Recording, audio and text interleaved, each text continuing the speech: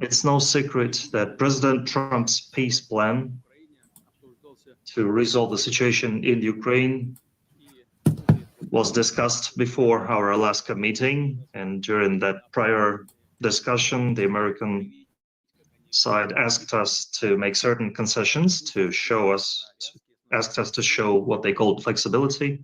The main goal of our meeting in Alaska was that during the talks in Anchorage, we confirmed that despite certain issues and complications on our part, we agree to those suggestions, and we are ready to show the flexibility we were asked. We informed in detail all our partners and friends in the Global South, including China, India, DPRK, South Africa, Brazil, and many other countries, and CSTO countries, of course. All our friends and partners, I'd like to emphasize that every one of them, down to one, supported and upheld those agreements. But as we see after our talks in Alaska, there was a certain pause taken by the United States. We know that this was due to Ukraine's actual refusal from President Trump's peace settlement plan.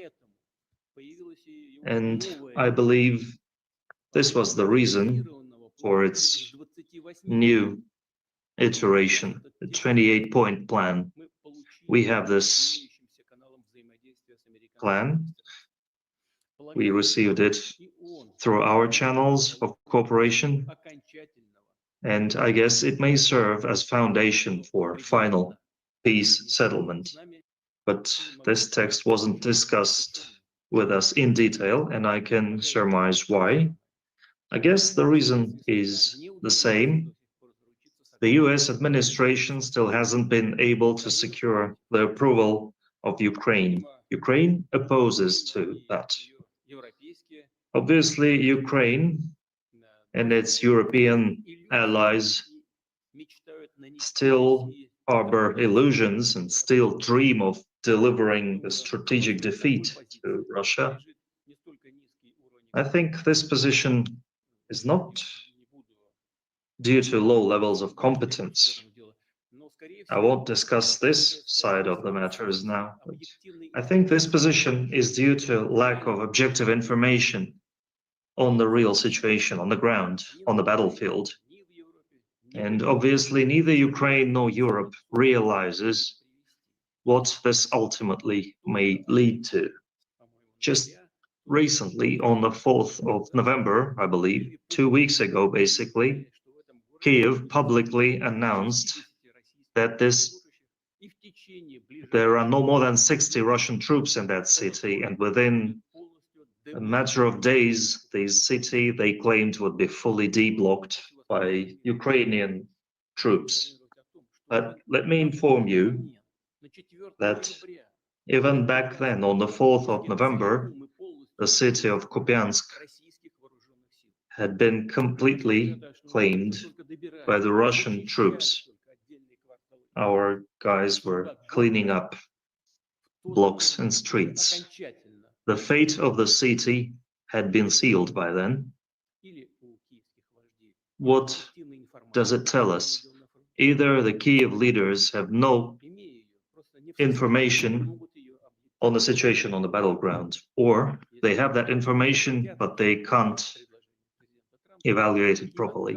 If Kiev doesn't want to discuss President Trump's propositions, if they refuse to do that, they and the European warmongers must realize that the events in Kupiansk will repeat inevitably in other key sections of the front line. Maybe not as quick as we would like it, but inevitably they will repeat. This was Putin giving his response to Donald Trump's 28-point peace plan. Obviously, this is Putin who is confident, who understands that the reason that this peace plan is being offered because of events on the ground themselves, meaning this is not out of the kindness of anybody's heart. It's a clear assessment of what is taking place on the ground, with the Russians advancing, with Ukraine in political turmoil, with them having a $50 million budget shortfall, with them having hundreds of thousands of troops that have effectively abandoned their posts and have ran to other countries, or at the very least got out of Dodge, with 1 million people dead on the Ukrainian side. And this is the US on some level coming to grips with that and offered a plan that is closer, and I'm using the term closer, to Russian demands. Now, as he pointed out, you don't have to accept this. We will accomplish what we need to accomplish on the ground. Perhaps not as fast as we want, but Kupiansk is a good example, and there will be other sectors that will turn into other quote-unquote Kupiansks. I'll make that word up. I'll go with it.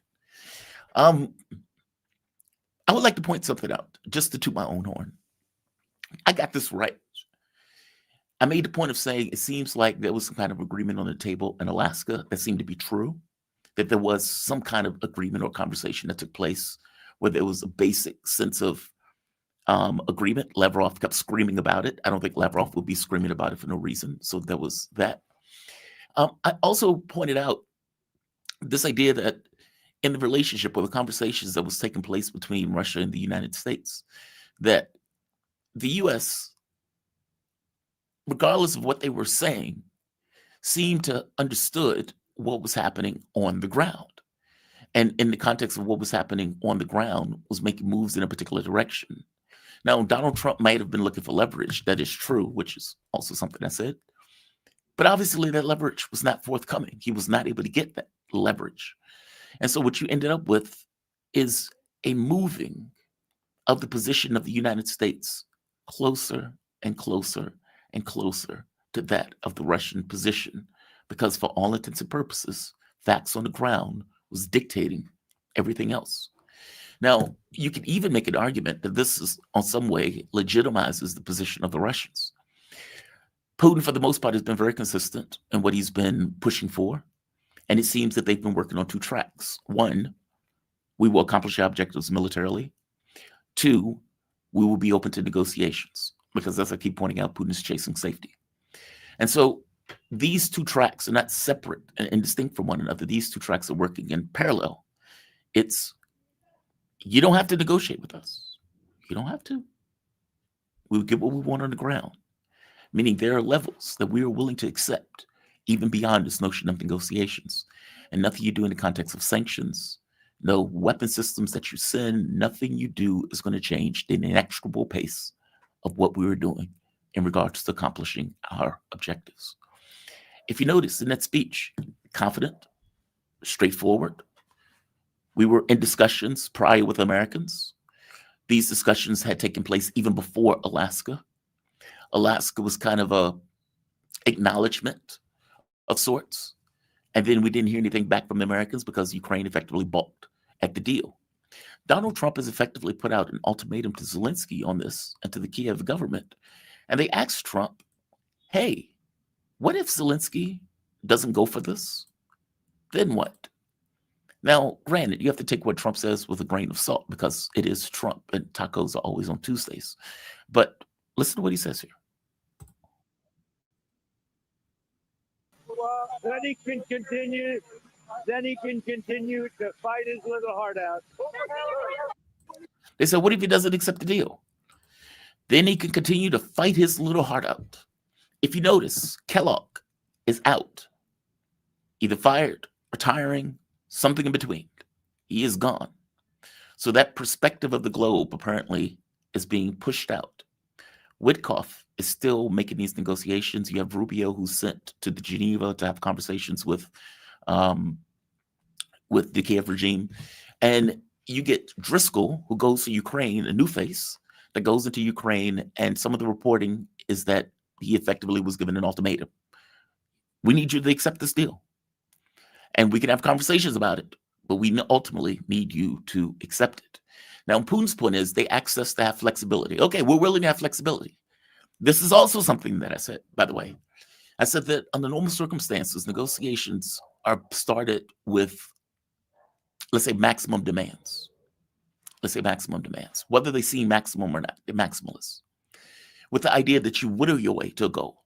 Nobody starts at the 50-yard line. Everybody starts at the 100-yard line. And there are things that you're willing to accept, and there are things that you're willing to throw away. And my question was, is this a situation where the Russians are starting at a particular position, but there are things that they're willing to give up in that position in order to come to some kind of terms of a deal? And that seems to be the case. That's what flexibility means. Now, that doesn't mean that they're going to be flexible in their core demands. Their core demands are their core demands. No Ukraine in NATO. Obviously, this regime that's in place is going to have to go. The whittling down of the Ukrainian military, those regions, the 5 regions, Crimea, Zaporozhye, Lugansk, Donetsk, Kherson, those Zaporozhye, those are part of the Russian Federation at this point. Meaning there are parts that are core, that are not changing. There are other parts, they may not be core, that are flexible and we can have negotiations on. That is effectively what Putin said in that speech. Look, they asked us to be flexible. We're willing to do that up to a certain point. Now, obviously, there are points in this deal that are non-starters. This idea that Russia is going to give up Zaporozhye nuclear power plant is nonsense. This idea that security guarantees that can initiate a third world war. Okay, there may be security guarantees, but they're not necessarily going to have European troops on Ukrainian soil. Meaning there are parts of the deal that are non-starters, that are a basis for negotiation in the way that Putin said, hey, this is a basis for negotiation. The other part of this is, how do you trust the United States, right? How do you trust anything that Donald Trump puts down on paper? It's Trump, after all. It's the U.S., after all. The United States was engaged in negotiations with Iran and then attacked Iran. Think of all the missile treaties that the United States just ripped up in a heartbeat. The JCPOA, U.S. rips up in a heartbeat. Encroachment of NATO. If you notice, at one point it was, we're not going to move an inch to the east. And they moved all the way to the border. Initially, you had the Minsk agreements, 1 and 2. And what ended up happening? Angela Merkel said, we use those agreements. And agreements that were supposed to stop a war was effectively used to build up Ukrainian military. So you even had the Istanbul agreements. And what happened with that? You get Boris Johnson comes in and scrapes all of it, scraps it. And he makes a profit off of it, by the way, because of his investments. I'm saying, how on earth do you trust the United States in this situation? Now, I would hope that everything I'm saying is part of the Russian calculation. And any deal and negotiation that takes place will, in some way, have some capability of being validated where trust doesn't matter, where it's just facts on the ground that makes the determining factor and how the negotiations or whatever this deal ends up being.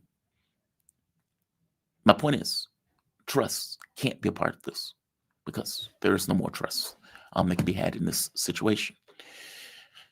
Interesting, nonetheless, right? It's interesting, nonetheless. This is my 1-year anniversary show. 1-year anniversary. And what I realized when I look back over it, the radio station ended in October. This show started in November. The first few shows sucked. I would say the first 2 weeks. By the time I started hitting my stride was around November 15th, 16th, 17th, 18th. And I realized I had blown past the first year. So I would use today as being the opening of the first year of the show. This is our anniversary. We have been here doing this in this esteemed location for 1 entire year. I want to thank all of you for it. I want to thank all of you for joining me and staying with me on this particular ride. Anybody who's a newcomer, welcome to the family. But 1 year. 1 year. I thought back on it. I was like, wait a minute. I started this in November. And that was right. I started in November. Mark was my first guest, if I'm not mistaken. And Mark is going to be on here in a few minutes. People like Ted Rall, people like Garland Nixon, Laith Maroof, all of these guys have been with me the entire time. And they were with me at 30,000. And we have now hit over 73,000 over the course of this year. And they've been with me the entire time through. And I appreciate them. Even Scott Ritter. I know people think I harbor negative feelings towards Scott, but I don't. I may joke him sometimes because, you know, the war was supposed to be over with 3 years ago. And I dislike his take on Iran. But me disliking a take on somebody's thing is not the same thing as me disliking the person. And if you notice, I get into arguments with many of the people who come on my show. Hell, I love Alex. What is the guy's name? It'll come to me in a moment. He comes on the show all the time. Craner. And yeah, we fight like cats and dogs, right? So that's not necessarily the standard by which I use in regards to liking people. I just assume that you're always going to have disagreements with people at some point. My point is, all of these people were beneficial to allowing the show to maintain itself, to build the show, and allow the show to be what it is, this little engine that could. And they all have my thanks. I don't want to necessarily go through a list because you always miss people when you go out through a name a list. But obviously, I've known Ted for years at this point, and Ted has been a great friend of the show. He will be on the show later today. Dimitri Lascaris. Dimitri was always gracious. He started coming on the show probably midway through. Kofi. We have a lot of new faces in this case also. But all of them have my thanks. All of you as an audience also have my thanks. Arno was here last week, if I'm not mistaken. He did the week before last. So no, man, all of you have my thanks. It has been a hell of a year. A lot of transitions. And yet, you have my thanks for it. Speaking of that, we are joined, the man himself, International Relations Security Analyst, Mark Sleboda. You can find Mark on Boosty under the name Real Political Mark Sleboda or just Mark Sleboda. Mark, welcome, man. How you doing today? You doing okay? Happy Monday. Happy Monday indeed. And it's anniversary, Mark. We've been doing this for a year now. And as I was telling the audience, you were the first person who was with me on the show in the first iteration of the show with this particular format. And I was giving thanks to all of the audience. I was giving thanks to people like you, who was with me along this entire ride. So thank you for that. You have my thanks. And welcome to the show. Shucks, Jamal, as far as I'm concerned, you and I have been doing this for years. Yes, we have. It's been, what, 5 years, I think? It's been like 5 years. It's been 5 years. Mark, I just showed the audience Putin's entire speech where he was responding to Donald Trump's, quote, 28-point peace plan. I think it's clear at this point that the whole Seppo investigations were indeed coming from the United States to put more pressure on Zelensky, almost like an ultimatum of sorts. Yes. Putin pointed out also that in the Alaska summit that this deal had already been discussed even before that, and that for all intents and purposes, the U.S. was not able to get Ukraine to sign on the dotted line. Kellogg is out. Is this Minsk 3? Or what are your thoughts on it? And let me just ask as a basic, what are your thoughts on all of this? Okay, so my original assessment of the whole Naboo affair was I didn't see a U.S. hand in it, any evidence that I was willing to consider it, but that all I was seeing was Ukrainian, the Kiev regime's domestic actors, his political opponents. It's quite clear the Europeans definitely aren't involved, but in the context of the new U.S. Renewed ceasefire plan, peace plan, that this was an attempt to put pressure on Zelensky and those closest to him in order to try to force them to the table. And there have been already repeated threats of more, right? That just over the weekend, it hasn't received as much coverage, but there was a new Naboo corruption discovery, right? Mm-hmm. It came right after Zelensky's initial statements that obviously, while not completely denying the Trump peace plan, like without 100% saying no, made it clear that he wasn't happy. He framed it that the Kiev regime is under enormous pressure, that they have to choose between dignity, this lovely catchphrase, the dignity, the revolution of dignity, as they call the West-backed Maidan Putsch, because some people in Ukraine get dignity and others get a bullet or an artillery shell in the head. That's their conception of dignity. almost immediately afterwards, Naboo announced a new corruption scandal breaking to do with a port privatization in Chornomorsk in the south near Odessa. And so, obviously signaling that they have enough compromise on Zelensky. They've obviously known it all the time. And now the green light, was given, right, to proceed. And then suddenly, I think what we see now is that as, shall we say, negotiations are underway between the U.S. and the Kiev regime and the EU, is that Naboo is back on yellow flashing lights, right? They're back on pause. And suddenly, everyone's forgotten that Rustem Umarov, the former defense secretary, and Yermak were directly implicated in these corruptions. And suddenly, they're back on Zelensky's chief negotiating team, sitting there with the Americans and the Europeans. So, I mean, everyone has suddenly got a get out of jail free card, at least while these discussions are ongoing. But I mean, there's already signals, potential signals that some people are reading. So the U.S. and the EU and the Kiev regime their representatives were meeting in Switzerland, in Geneva, over the weekend. They were meeting yesterday, and which would be Sunday. If you're questioning the timeline here, and there's all kinds of comments coming out of that. But we've also had a direct statement from Trump responding to a question by a journalist, and the question was, "Is this the final offer for Ukraine?" And he said, "No, I don't think it's the final offer." So people are reading a lot into that.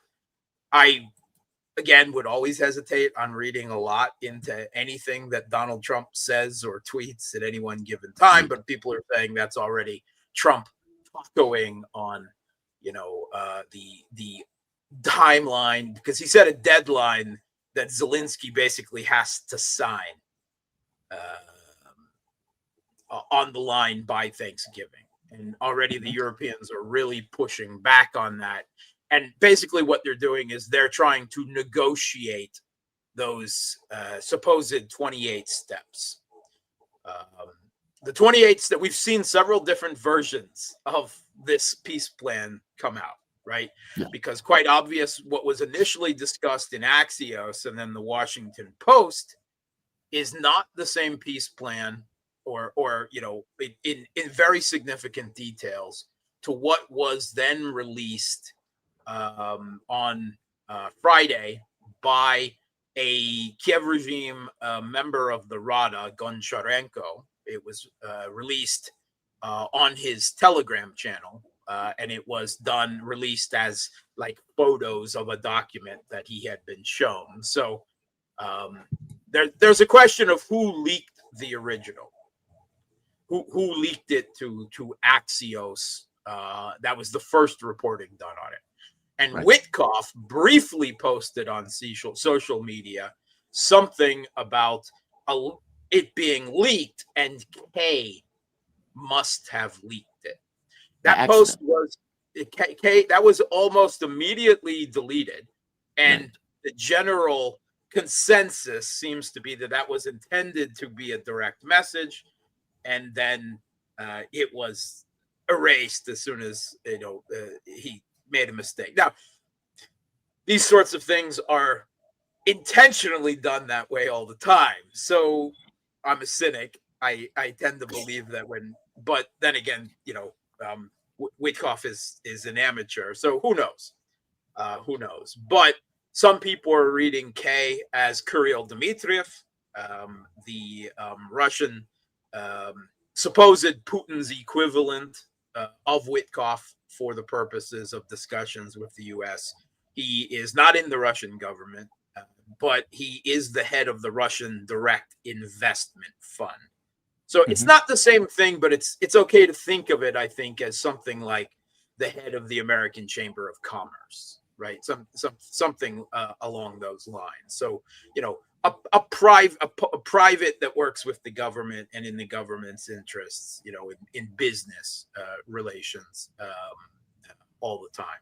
And he's the one who always American speaks to Witkoff, just like Witkoff is supposed to Russian speak to the Russians, right? Because Witkoff does speak Russian, and Kirill Dmitriev does speak English, and had education in the United States, so they can speak fluently to each other. And the idea being that they're both businessmen, so they can leave the shall we say ideological, geopolitical baggage to the side. That's the idea of them. Now, it was originally presented in Axios. This document was created by Witkoff and Dmitriev working together, right? I think that is a false. I think then the next version was that Witkoff created this together, possibly with Kushner, Jared Kushner, whoever the hell he is, Marco Rubio. Okay, that's more believable because there's just so many things in this that Russia would never agree with. That's more believable. And so who is this K? All right, so the first one is it's Kirill Dmitriev that leaked it. The second one is it's Kellogg that leaked it. Who's on his way out. Right. Yeah, who the next day was either fired and or resigned, depending on how you read it, and is obviously being replaced as the peace envoy to Ukraine, the babysitter to the Kiev regime. And Kellogg, even though Kellogg was still on the talk shows this weekend talking all of this down. So, but yeah, so he announced that he's, deciding to spend more time with his family, that he never decided to stay very long with the Trump administration. So, and it could be that he just hates what's being done with this plan, right? What's being proposed, that he sees it as giving up on the Kiev regime. Which is my thought. Yeah. Or it could be that he leaked it and has been punished and fired, right? And for not being on board. Who knows?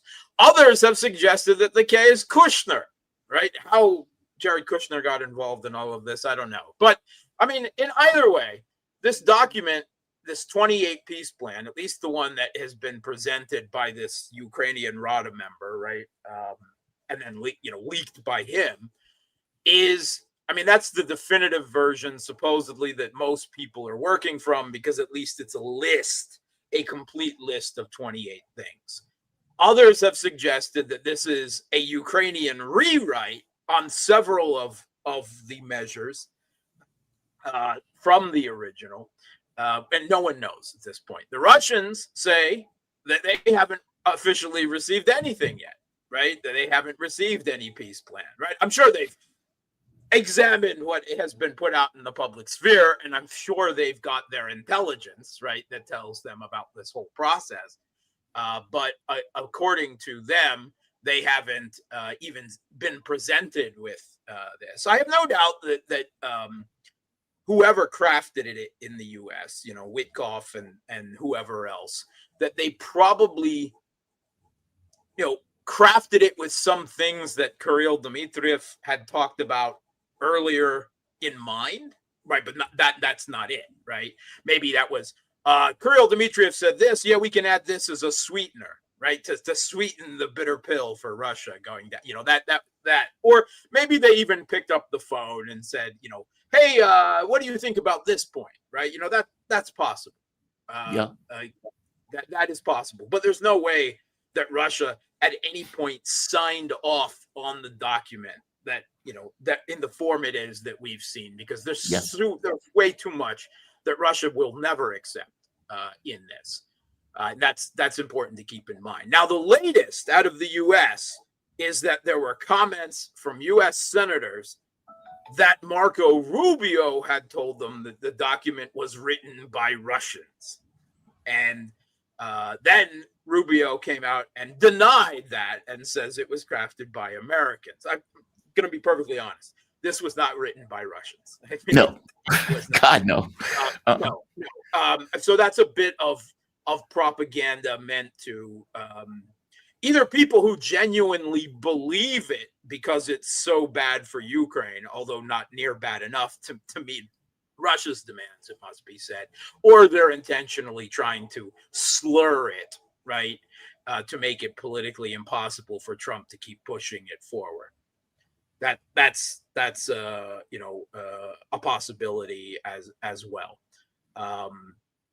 Now supposedly they're rewriting it with the EU and Kiev, although we don't know. Trump is tweeting about, there could be good things. We could be very close. It's not done until don't believe it until you see it, but it's almost done. Meanwhile, the Russians are like, the Westerners are fighting amongst themselves again, and we're not even in this process. And what Putin basically said, right? This is what he said, is that we are willing to take this document, right? Again, we haven't been officially presented it, but has been presented in the public sphere as a basis for talks. We could start with this, but no. I mean, we obviously couldn't accept this as it is, and Western media is just completely neglecting that. Right? They're all just talking about how terrible it is for Ukraine, without even considering the fact that this doesn't. They're presenting it as a maximalist list of Russian demands. Like, are you paying any attention? This is so far a minimalist, element of Russian demands that Russia would not accept this. That is the reality, right? So again, we are living in two completely different realities still, and the Europeans have put forward their own quote unquote peace plan, which again is just a demand for an immediate unconditional ceasefire and non-acceptance of everything. This is a demand for a ceasefire, the Trump peace plan, a demand for a ceasefire with a few sweeteners tossed Russia's way, right? That's what it is. But Russia has said there will be no ceasefire until there's a final political settlement. Also, a number, just off the top of the head, some of the details that were presented in this Gun-Sharenko plan. 600,000. The Kiev regime's military is capped at 600,000. They don't have 600,000 now. They don't have it. They're lucky if they have half of that. I don't think they have half of that. So I mean, that's that's just absolutely absurd. And then these hedging statements that would seem to allow NATO state members to put their, if not NATO, right, to put their troops on the ground, something that the UK, Starmer, has already jumped on and is talking about British putting troops on the ground again. Obviously not acceptable to Russia, right? This is what they fought. They initiated this war in part to keep NATO troops out of Ukraine, right? Yeah. Exactly. So, I mean, and there's so many other things. The final decision. Nuclear power plant. Yeah, Kherson and Zaporozhye, the Zaporozhye nuclear power plant. In one version of it, at least something the Telegraph came out with, the British newspaper, that Donbass was going to be leased by Russia and paid. They're going to pay Ukraine to use the parts that they, the 79 or whatever percent that, they currently hold. It's just absolutely fantastic stuff. And so Putin said, we're willing to consider this as the basis for negotiations. But he also said, we're actually perfectly happy with the progress of our special military operation. And what he said, with that was our preferred solution at this point is on the battlefield, because then there's no ifs, ands, or buts. There's no quibbles. There's no going backs. It's reality on the ground, and you have to accept it. But we are willing to consider this as the basis for further talks, as the beginning of further talks, which is not the way the U.S. The Trump administration has no idea how to do diplomacy, between great powers, right? It thinks everything is a backroom deal between the two big guys, a handshake in a smoke-filled room, and that settles everything.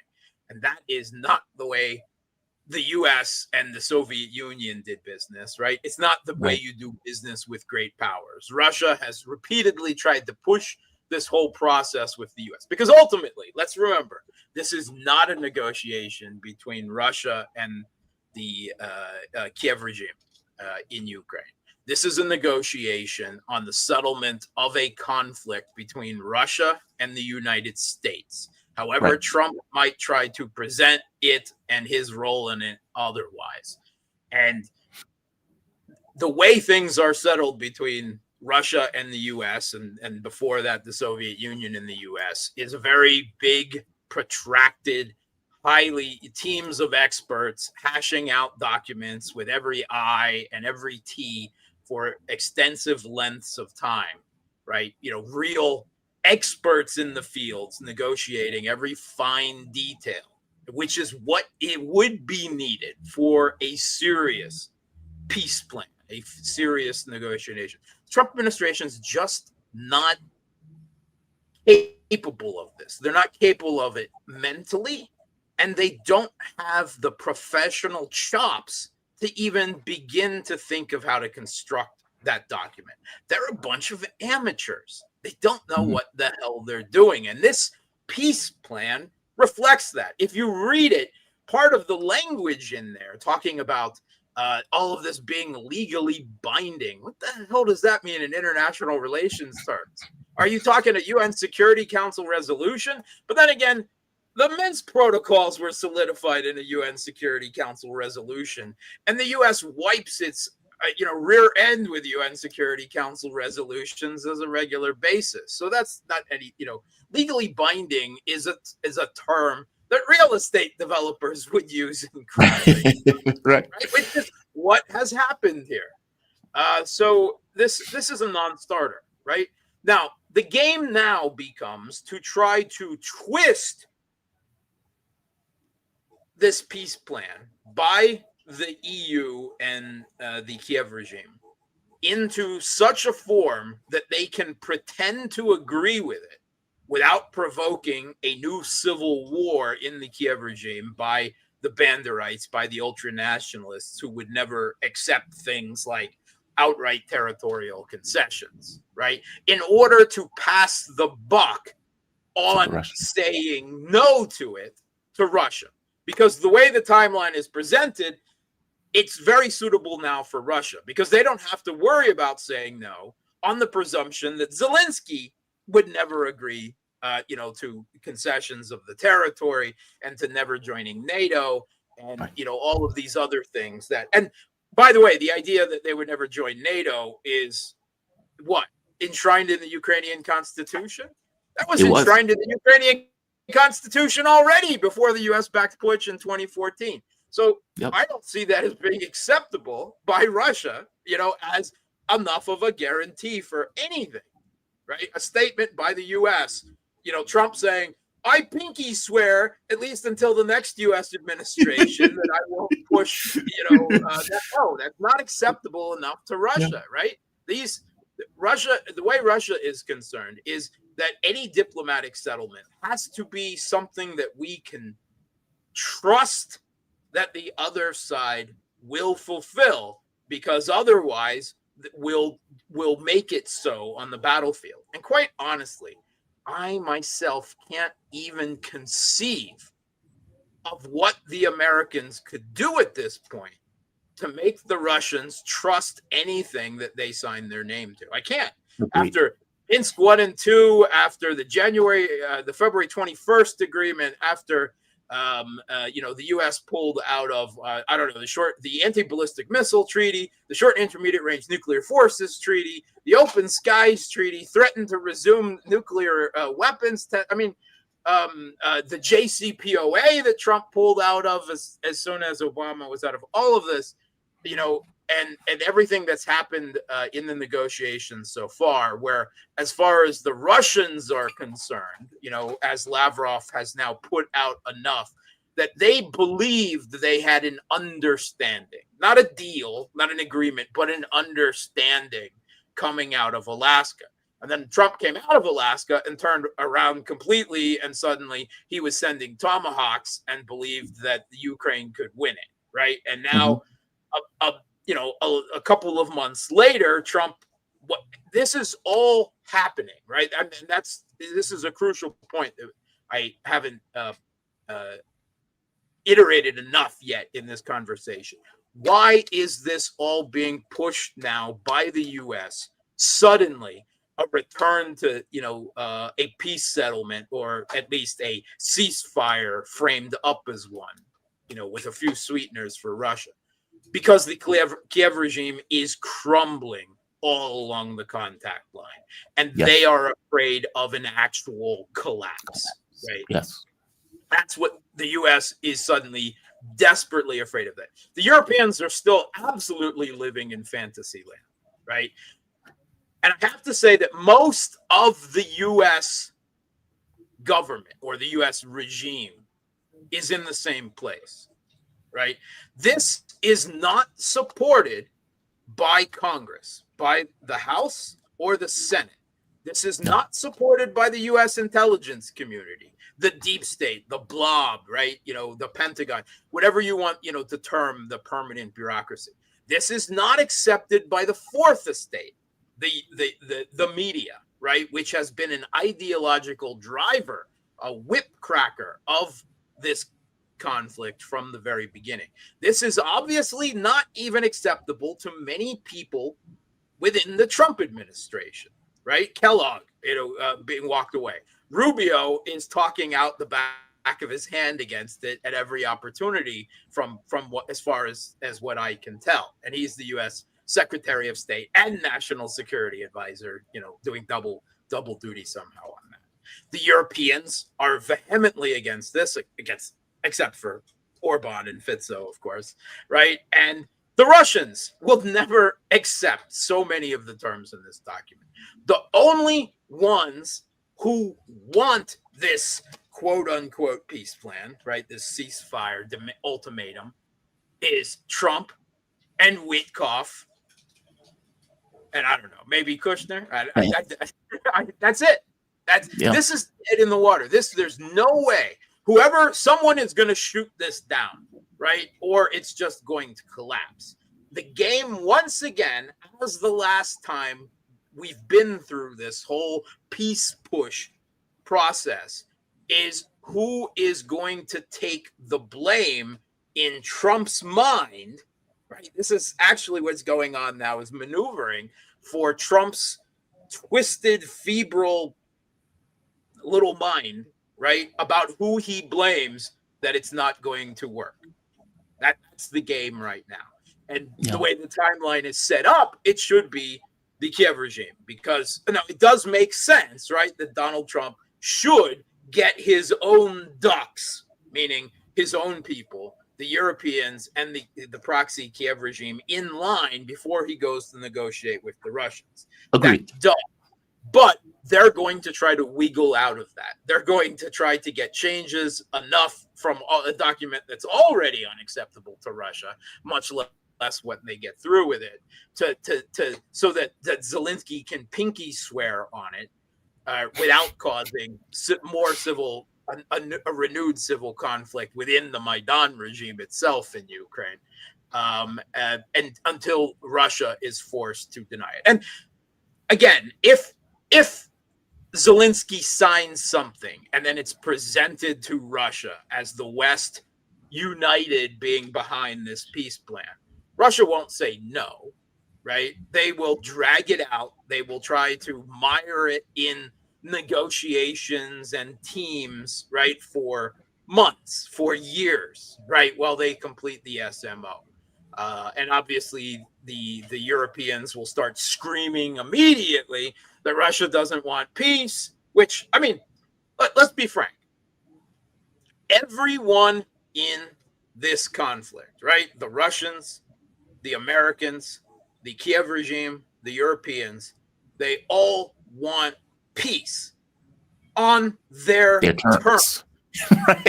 Right. They all don't want peace unless it's on their terms. And no one has definitively been defeated enough to force them to accept capitulation yet. And that's why ultimately this will continue on the battlefield. And the Russians are just happy with that right now. They're very happy with their progress. And I think I'm probably the analyst in the alt media that has, shall we say, been most cautious, right? Most, I would say, realist on the progress of Russia and this conflict. I know there were others who said it would all be over in 2 months, back in February of 2022, and have told us every 2 months since then that it will all be over in 2 months. Whereas my initial framing of this, that was that in one way or another, frozen conflict, guerrilla war, whatever, that this would be a forever war, right? That we would never see peace in Ukraine definitively, right, for any length of time during the rest of our lives. And I still stand by that. I still absolutely stand by that. And we're now going on 4 years in. I mean, I was the other alt media analysts, I don't name names, but specifically referring to comments I made a year and a half ago, more than a year and a half ago, said the idea that this conflict would still be going on in a year and a half ago, was ludicrous, and that I didn't understand logistics. Somebody called you out. Somebody called you out. Okay. So I'm calling them out. Somebody doesn't know logistics, but it's not me. But I am very positive right now. I don't believe the Kiev regime is going to collapse next week, right? Again, I don't like that big C word because I don't think it's going to happen that way. But they are crumbling all along the contact line. Pokrovsk, Mirnograd, Kupiansk, Liman, Seversk, Konstantinovka. Now the encirclement of Gulay Polya is progressing amazingly fast, faster than I think anyone realistically expected. They can't stop Russia anywhere, and Russia is progressing everywhere. It looks like even the forever battle in Volchansk in the Kharkov region is actually now won, although, that they haven't made an official announcement. And let's be frank, Volchansk doesn't exist anymore. There's nothing there. There's no settlement left there. It's all just crumbled ruins of what was once buildings and so forth. And even in the Russian Ministry of Defense. But I'm extremely content with the way things are going now, and believing that Russia is winning definitively all over the contact line. And that is only going to speed up. It's only going to go faster from this point. And the Kiev regime is now not able to stop Russia anywhere. But previously, they were able to gather enough forces to stop Russia, or at least slow them down to a crawl in certain locations on the front that they particularly tried to hold, like Pokrovsk for, essentially, we can talk about how it was directly engaged, but in one form or another, Pokrovsk for a year, Volchansk for going on 2 years, right? Seversk right now, from essentially the beginning of the conflict, right, back in 2022. But all of those places, all of those last defense bastions are crumbling. And Russia's going to come out of this winter, right, with really the only thing going to be left in the Donbass in Kiev regime hands is Slavyansk and Kramatorsk. And come the spring and early summer of next year, they're just going to roll over that like a tidal wave from multiple directions, coming down from the north, from Liman and Izium, coming from the east, coming from the south, even potentially coming around from the west. They're just going to be tidal waving over this last defensive line. And at the same time, they're pressing deep into Zaporozhye, into Dnipropetrovsk, into the north of Kharkov, right? And hey, I mean, there's even potential to reignite the Sumy front, right? So all of that is just, it's, to me, it's the writing on the wall. Of course, they don't accept this, right? The words that an EU diplomat used to describe all of this, of the Trump regime, or sorry, the Trump regime, you know, forcing this quote unquote peace plan on Kiev, and the way they're talking about it, that sanctions have failed, right? According to no less than the Treasury Secretary Bennett, right? And that Russia is winning, and Vance saying that a Ukrainian victory is a fantasy. They said that the way this is being presented by the U.S. is, what did they say? Revolting? Was that the word they used? Nauseating. It was nauseating. Nauseating. Yeah, nauseating. Driscoll, right. Yeah. Okay. So yes, reality, I'm sure, is nauseating to the Europeans.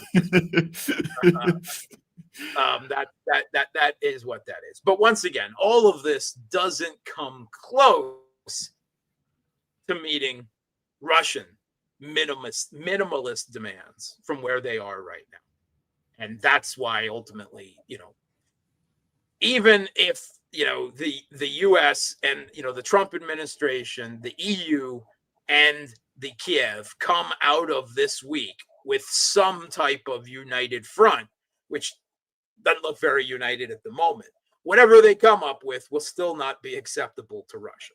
So back to the conflict.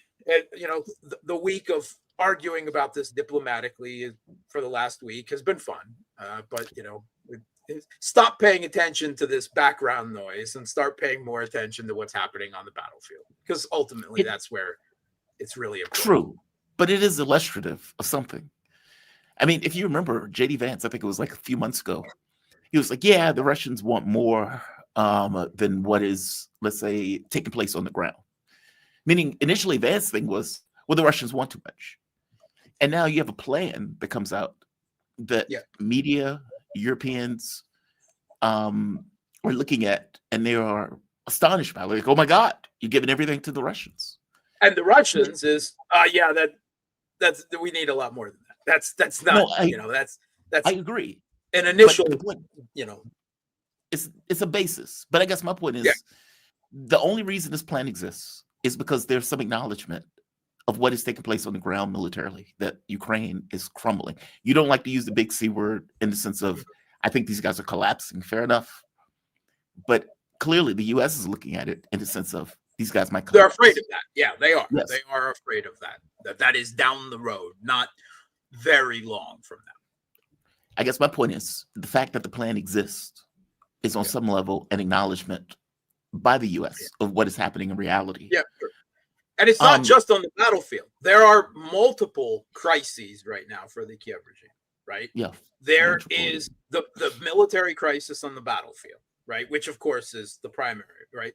There's also an economic crisis, right? Mm-hmm. Because the Kiev regime is out of money early next spring, right? And the Europeans don't have the money to keep it afloat. The US is no longer willing to give any money.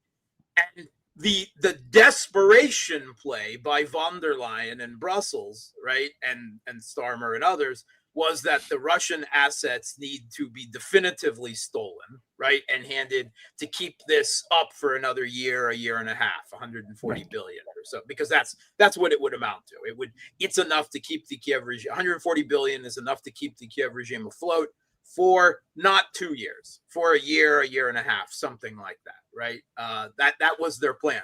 But now the Trump plan actually closes the door on that, because in the Trump 28 plan, right, at least as, you know, the version we've had, is that those Rosen-Prussian assets essentially be divided into 3 portions. A third of it goes back to Russia. A third of it goes to reconstruct Ukraine, right? With the Europeans also chipping in $100 billion that they don't have, right? Which is funny.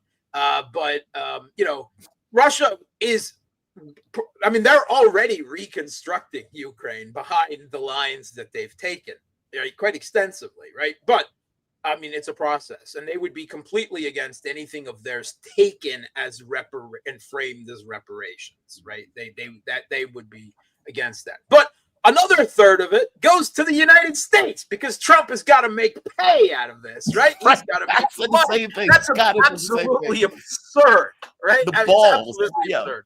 Yeah, the balls. You're losing this conflict, but you got to pay me a kickback on top of it, right? We overthrew the government to initiate this war, but give us $100 billion. Yeah. And the whole document has got to be framed and spray painted in gold paint. I mean, that's just, that's Trump to a T.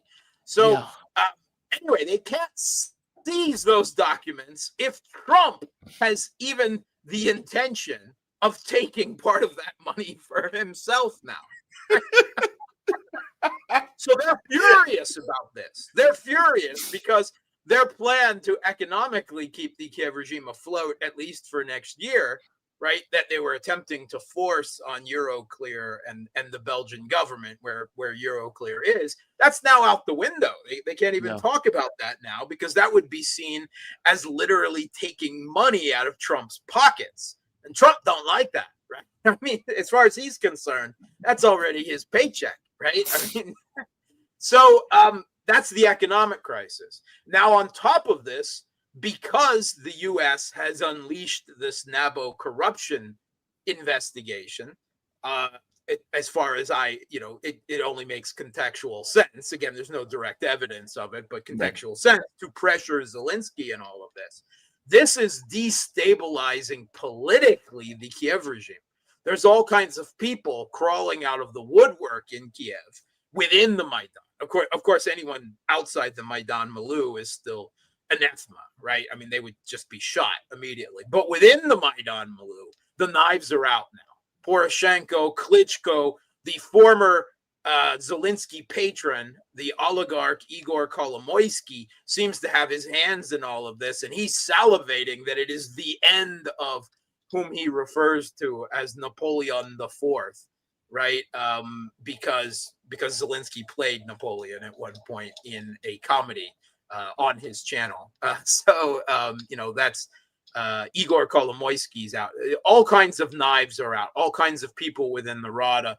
And the Banderites are just absolutely seething, right? They're ready to start, killing people in Kiev if they are seen as signing up to any quote unquote capitulation to Russia. So a political crisis now, and the U.S. I mean, the thought is that suddenly the Naboo investigation is on yellow blinking lights, but that is only as far as the U.S. direct pressure. I think the knives are already out in Kiev, and they can't easily put that genie back in the bottle. So you've got military crisis, economic crisis, domestic political crisis within the Maidan regime, all going on now at the same time. And it's very bad for them. I don't want to use the word perfect storm because it's way too cliched and overused, but yeah, it's a pretty damn good storm.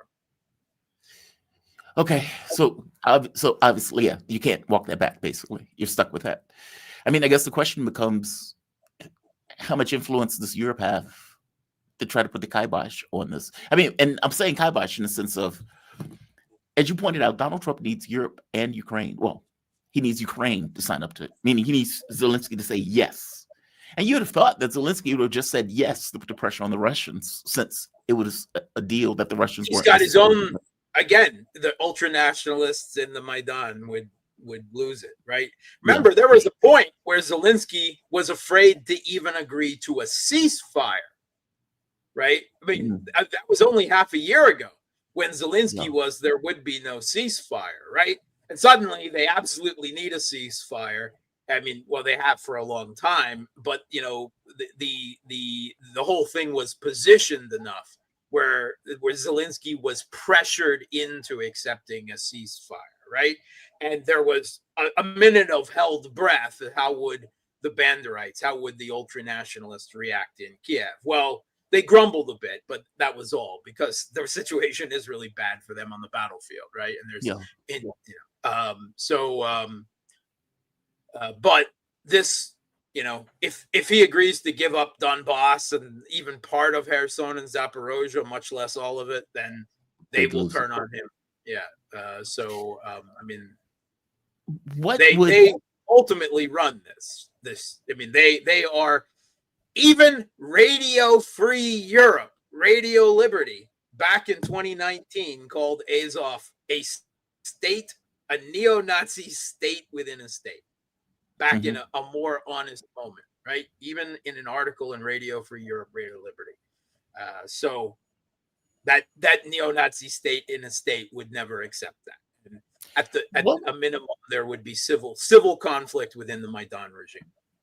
I'm curious, what would Putin accept on this? And I know it's not just Putin, I know it's the Russian government, but I'm using Putin just because the way the Americans look at this stuff is if Putin is God, man. But what would, I always assume that any demands that are put out are always maximalist at first, and people whittle their way down to some kind of agreement or some kind of deal. What would that look like? Is there anything that Putin would give up that he would be like, okay, all right, so I mean, they've pushed the goals of the SMO, as has been iterated since 2022, so many times, so strongly, and made no concessions up till now, that ultimately they have to be met, right? You can say that on a few of them there is some wiggle room. With regards to Donbass, there's no wiggle room, right? With regards to Crimea and Donbass, there is no wiggle room. And the last time Russia iterated their demands, it wasn't only that there is a de facto recognition that Russia controls them, that it must be a de jure recognition, right? That the US and the Europeans and the Kiev regime must all recognize that all 5 of these former regions of Ukraine are definitively and in international legal terms part of Russia. Now, the way the Western media has been suggesting Russia's flexibility is that they would be willing to accept a freeze on the contact lines in Kherson and Zaporozhye if the Kiev regime completely pulled out of the last 14% of the Donbass that they control, which Russia is going to take in the next half a year anyway.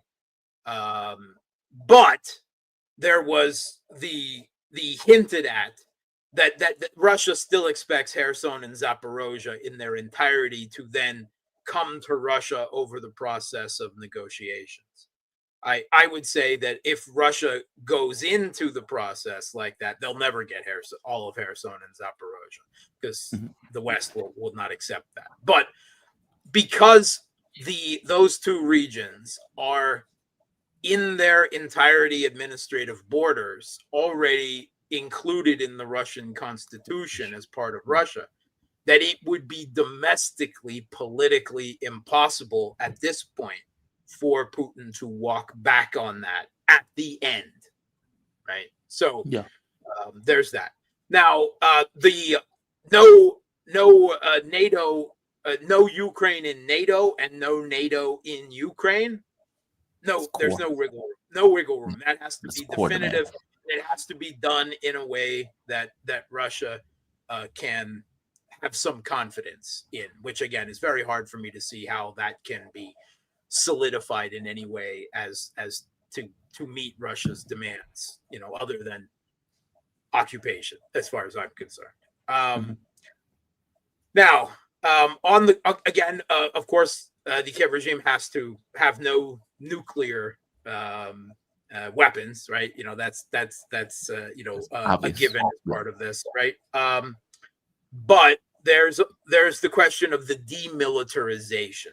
There's some wiggle room on that, right? And that is the size and what weaponry the Kiev regime will be allowed at the end of this, right? 600,000 troops or tomahawks or any type of long-range weapons, right, is obviously something that Russia would never accept. And if not, then the war just continues. The denazification, right? Now, this is one that quite obviously there is wiggle room on, right? I prefer to always to refer to it as the debanderization to make clear what we're talking about of the Kiev regime. Personally, I cannot see that actually being met in terms that I would find acceptable and that a lot of Russians would find acceptable, other than complete regime change and occupation of all of Ukraine by Russia. Right? It would have to mean lustration of anyone who has been a part of this regime. It would have to mean the banning of any political parties that have those, that reify the OUN and the UPA, the Organization of Ukrainian Nationalists, and the Ukrainian Insurgent Army, the World War II era Nazi collaborators, right? Anyone that reifies Stepan Bandera, any statues of Stepan Bandera have to come down. Any streets named after him have to be renamed. I mean, a whole lot of things have to be done. And then even that, of course, it wouldn't be 100%, but it would be something that would have to be politically enshrined in the Ukrainian constitution, right? And I don't see how that's possible without regime change. But the Russian government could always say, yeah, we killed so many neo-Nazis, and that's denazification done, good enough for government work. I mean, there's wiggle room on that. I certainly hope that's not the situation. But ultimately, those are the two where Russia is willing to make compromises on to some degree. Demilitarization and denazification. And to me, at least the denazification thing is, I don't think there should be any wiggle room on that. Because that's a primary driver for me, and I think the people of East Ukraine, whether the former East Ukraine or the current, still under Kiev regime control, because that's just absolutely unacceptable. Because they will just start killing people again in Ukraine as soon as anything is done, right? Yeah. They will still start killing anyone they see as being pro-Russian. Right? They will, and unless they are definitively dealt with, driven from power, out of power, disbanded, disarmed, driven into Europe, let them deal with them. Preferably hunt them all down and give them the Trotsky treatment. Whatever. Because you can't have any mercy and you can't hesitate with these people, because they have made clear since 2014, with hundreds, if not thousands, of assassinations of East Ukrainians and Russians in Russia, by the way, that you cannot come to terms with those people. They will not hesitate to kill you given the slightest opportunity. So you need to definitively liquidate them by whatever means necessary. And that's extremely harsh. But I don't see any other way. These are facts. Yeah. They're Nazis. It's not the, I don't like his right-wing views, punch a Nazi in the United States. These are literal mass murdering Nazis in Ukraine, right? Banderites, right? Homegrown version of Ukrainian fascism that collaborated with Nazi Germany, right? But they collaborated with Nazi Germany that, according to the records we've seen from World War II, even the Nazis were like, "Whoa, that's a little extreme." Invading, I'm PR, guys, come on, even the Nazis were taken aback by the brutality of the Banderites in Ukraine. So, to me, that is that is one of the reasons why, and it's not the only reason, but it's one of the reasons why I don't believe that anything less than regime change in Kiev and ultimately the occupation, right, of all of Ukraine in one form or another is the only way to settle this conflict, at least in terms that I would find definitive. Otherwise, it will just reignite, right? I mean, even after World War II, Stalin could not de-banderize Ukraine, right? Yeah. He deported there was the US-backed uprising, the Operation Red Sox, right? All of this has actually happened before. In the late 1940s, early 1950s, the US led a rebellion of former SS people in Ukraine. The CIA led it on the ground in Ukraine. Right? I mean, you want to talk about when the Cold War started? That's when the Cold War started, right? And after that was crushed very, very easily. Then, of course, relations between the U.S. and Russia got very bad. It's not anything that's included in U.S. history books, but even Politico did a report on Operation Red Sox a few years ago. It has all been, in Freedom of Information Act revelations. But even then, Stalin deported large numbers of Banderites out of West Ukraine into Siberia. And then Khrushchev let them back after Stalin was dead.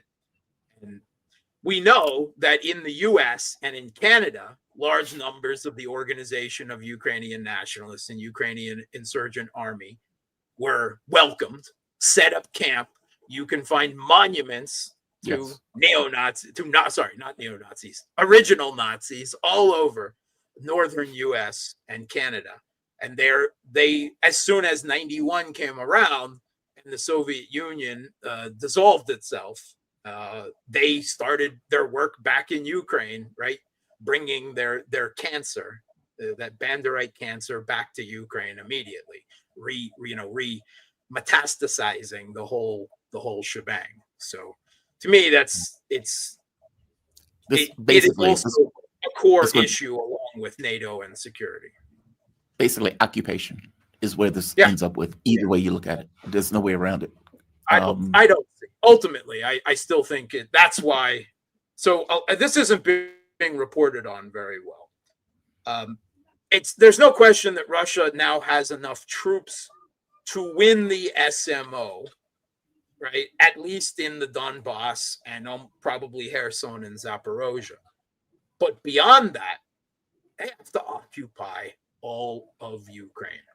And that's going to take more people than even the 800,000 to 1 million that are now, officially contract soldiers with the special military operation.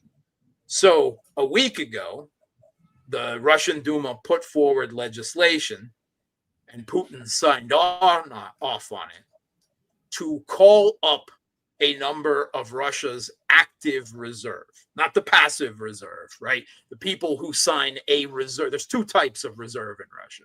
One of them is everyone who has previously served in the military in any capacity for any length of time. Then there's the active reserve, which is like the U.S. reserve, where they sign a contract and they go and do drills once a month and stay trained up and that sort of thing. They they legislated a call up of the active reserve in Russia of a certain number of them, not to participate directly yet in the special military operation, but to be activated in the regions in Russia that they reside as defense of Russia's energy infrastructure. Right.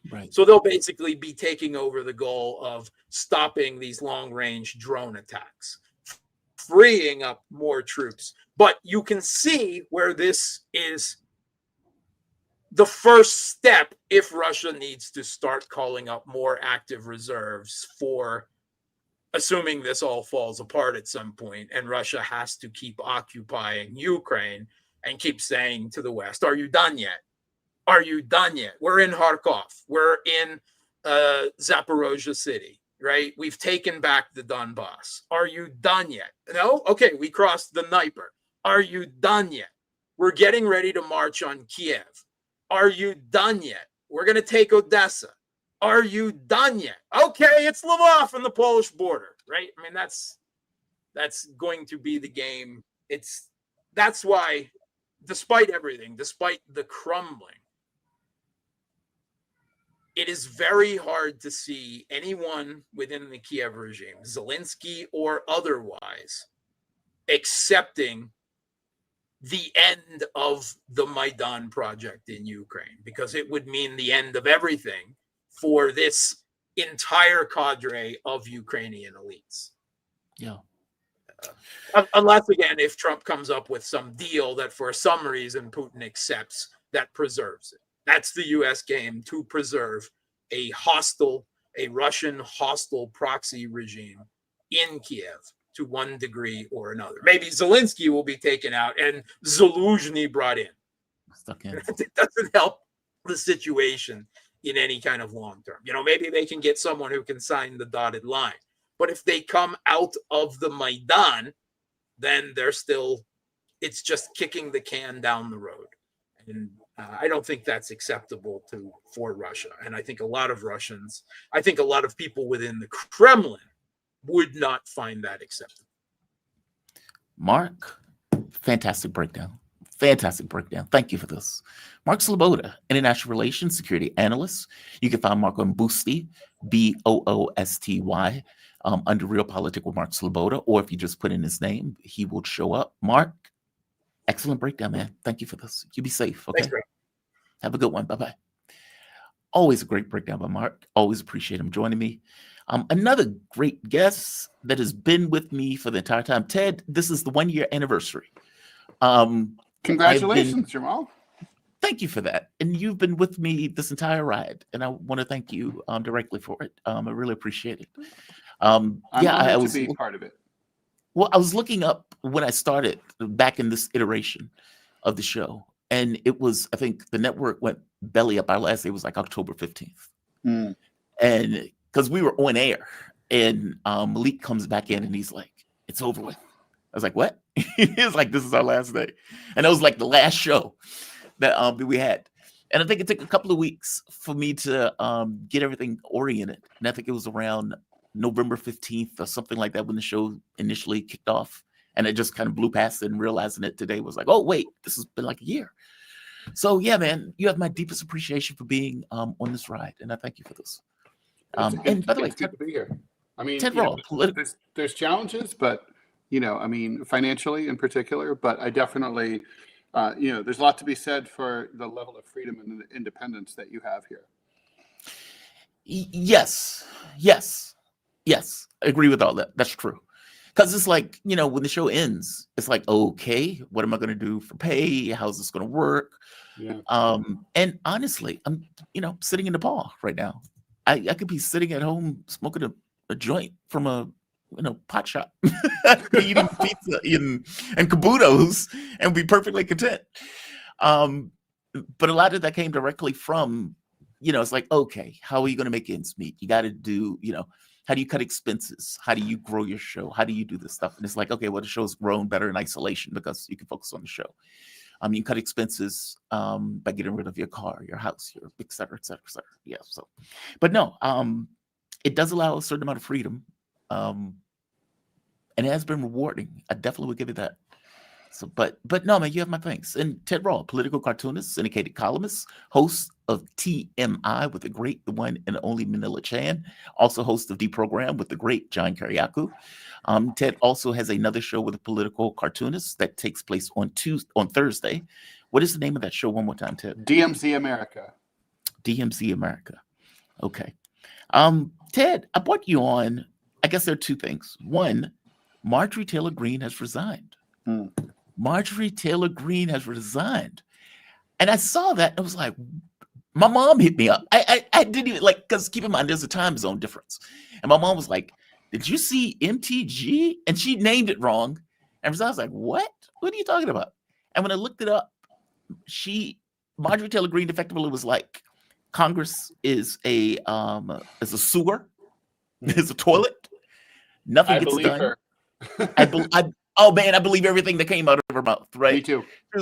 Nothing can get done. All of these people are lying to you. None of them care about the American public. And it's almost like she was crushed by it. It was Bulworth, if you remember that. Yes, the movie. Oh, we're too old. People may not. People are like, what? What are you talking about? I mean, it wasn't a big. It's kind of like only political people cared about that movie, like Wag the Dog. Yeah.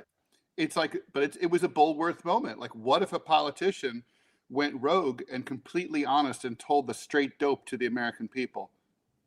We just saw that. Yeah, and she did. I mean, it almost was. It is very weird to me. For one, she's a Republican. There's that. Two, a right-wing Republican. Yeah, and she seemed mystified by the whole thing. It was almost like she got in Congress thinking to herself, well, I'm going to actually get change accomplished. And she's like, nothing can get done here. Yeah. And she seemed like, I'm going to play her, part of her quote. This is her effectively resigning or explaining, I guess, part of why she resigned. She put out an entire letter for it, but called a traitor. This is a part of it. Through it all, I never changed or went back on my campaign promises and only disagreed in a few areas, like my stance against H-1Bs replacing American jobs, AI state moratoriums, debt for life 50-year mortgage scams, standing strongly against all involvement in foreign wars, and demanding the release of the Epstein files.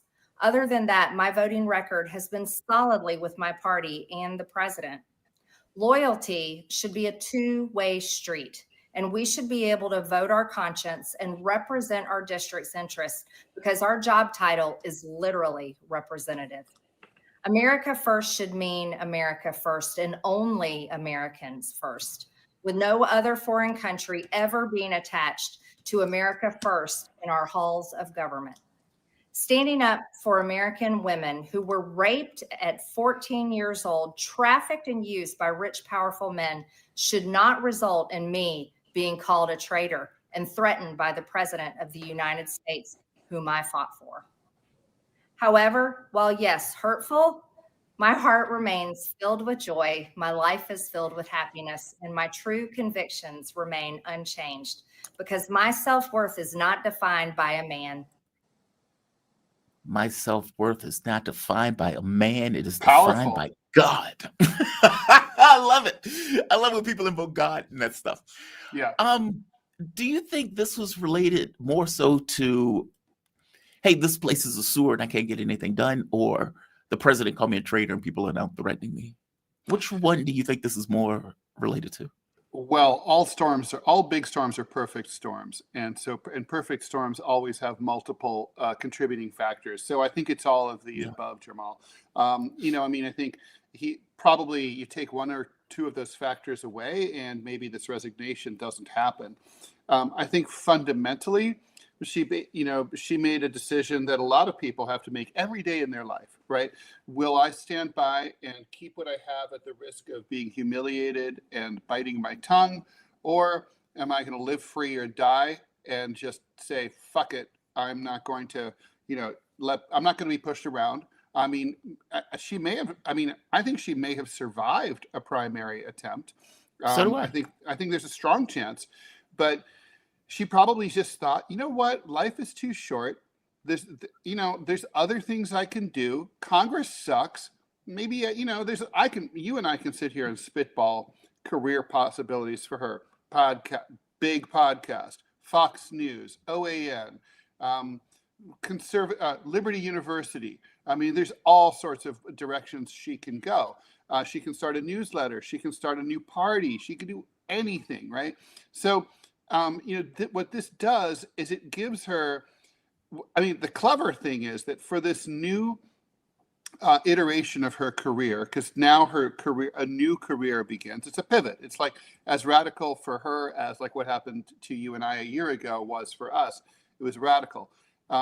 Except she has a lot more money to keep her company than we did. Yes. She is going to be she now has, she's free of the Trump yoke, right? So what, as it's kind of clever if you think about it. Trump is at record low approval ratings. He's down at 39%, way underwater, especially with young people, which bodes ill for the future. The future of MAGA is unclear. This way, she's not on the sinking ship anymore. She's like, you can't make me walk the plank. I'm diving in. Bye. And so I think that she's got a, she can she could pull a Liz Cheney. I don't think she will, and start hobnobbing with Democrats. Although I'm sure the Democrats would have her because that's how they are. They're like, any former Republican who is called a traitor by the president is a friend of theirs, no matter how rancid her politics are. So, I think she just decided, she was like, life is too short. Fuck it. And probably, and everything she said about like, I don't want to run for president. Even that was really notable. She said that being president means you can't change anything. Now, I mean, you don't have to be a genius to see that being one of 435 doesn't make you able to change anything. But most people think the president can change things, and certainly this president seems to have changed things, but she doesn't think so. Yeah, see, God, man, I have such a different take. I think this was so weak. I think this was radically weak. Nobody was pushing her out. Yes, she was under political pressure, but so what? You can't fold under political pressure in that situation, especially if what. Well, I wouldn't if I'm stubborn, but I do think it's a legitimate path to take. It's not the path I would have taken. I'm saying fuck Donald Trump. I'm keeping my seat. Exactly. It's not that I'm saying it's illegitimate for her to call it quits. It's just weak. You are in a position where you are, how can I say this? Every day on our jobs at Sputnik, people would be like, these guys are Russian assets. Mm-hmm. And it's like, dude, you're missing the fact that we haven't changed our point of view. Like, it's not meaning this was just our point of view, right? There is political pressure in being in a situation like that. And I'm saying, yes, the political pressure in Congress is going to be a lot greater. But what you are saying in this case is right. Hey, how are we protecting pedophiles? That's a worthy position to accept. The fact that it's a worthy position should be an armor on some level, because it is a worthy position. But not if it's pointless. I mean, I'm thinking about AOC. But it wasn't pointless. What has AOC accomplished in years, really? And we can already see the sellout starting with Mamdani. But see, AOC immediately went to Mama Bear. Sorry, go ahead. But I'm sorry, I was just pointing out, AOC immediately went to Mama Bear, meaning AOC became a creature of the political institution itself. Marjorie Taylor Greene was effectively pushing against the political institution on the Epstein issue, on the idea of, hey, what are we going to do about healthcare? Okay, that is not where a party cares about. She is taking, regardless of her other policies, right? On the things that she was running contrary to her party with, those were relatively big things. And those were the things that were being drawing a lightning rod to her. That's not AOC. AOC wasn't doing that. Like, Marjorie Taylor Greene was really running contrary to what her party wanted. They were doing everything in their power to prevent those pedophiles or to protect those pedophiles. She was going against it. They were doing everything in their power to destroy healthcare. Marjorie Taylor Greene was like, dude, how are we allowing all of these people to effectively go broke on the issue of healthcare? This is outrageous. And you could pick several issues what she was doing that with. Why are we not doing these wars? Why are we attacking Venezuela? How are we not getting a deal in Ukraine? And her party was like, shut up, shut up, shut up. That's not AOC. She also called Israel. She called Israel. She called Gaza a genocide. Yes, that's what I mean, right? Meaning, in many of the she's to the left of the Democratic Party on many things. Yes, that's my point. Like, meaning she's running contrary to the political institution and the political winds. You can wear that like armor. And people like Nick Fuentes, Tucker Carlson. It's thin armor, though, is the problem. Because you think so?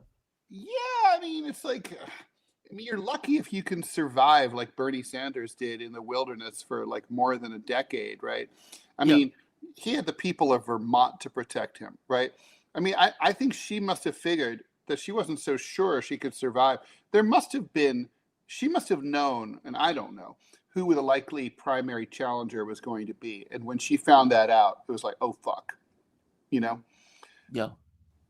But she was an honest version of MAGA, if that makes sense. And again, I'm not talking about her other policies. I'm saying something clicked in her where she was like, why are we make America great is supposed to be make America great. What the hell is this Israel stuff?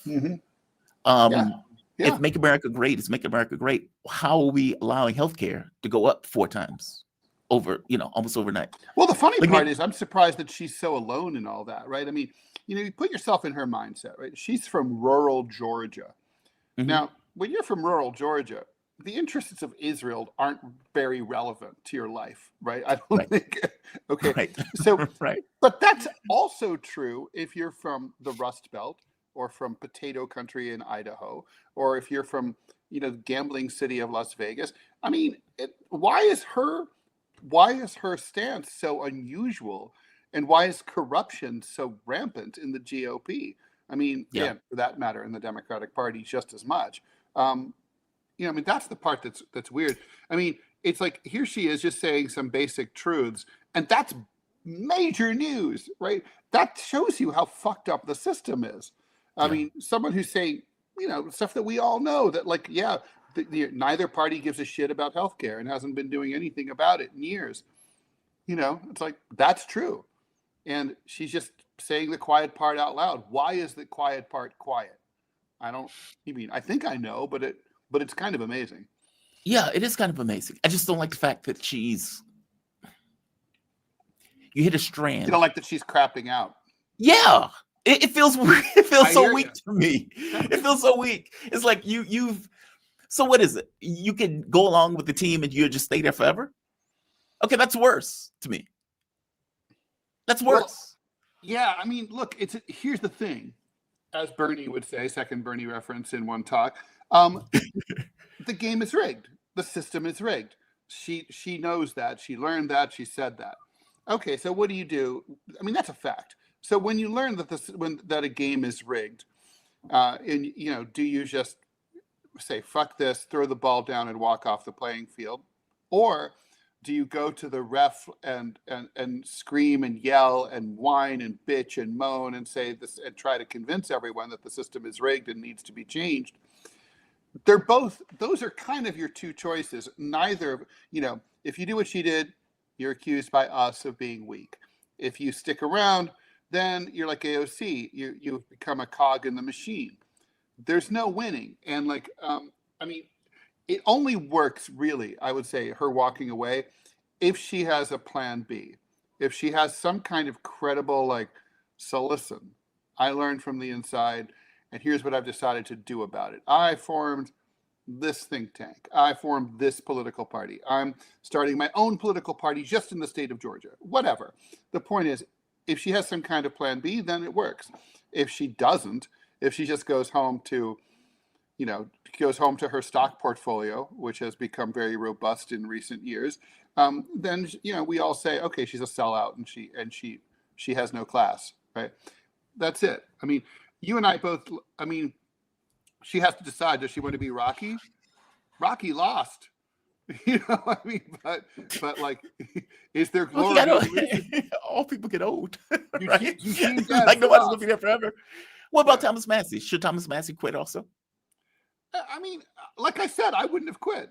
But I mean, on the other hand, I don't know what she knows. I wasn't there, and I gotta say, it is probably appalling on an almost sexual level for her to have worked so hard for Trump and been there for him so much, and to have him throw her under the bus like that, to the point of using the T word against her. It must have just gone to her core, and it must have made her feel so betrayed and backstabbed. And so it's hard to overstate that, I think.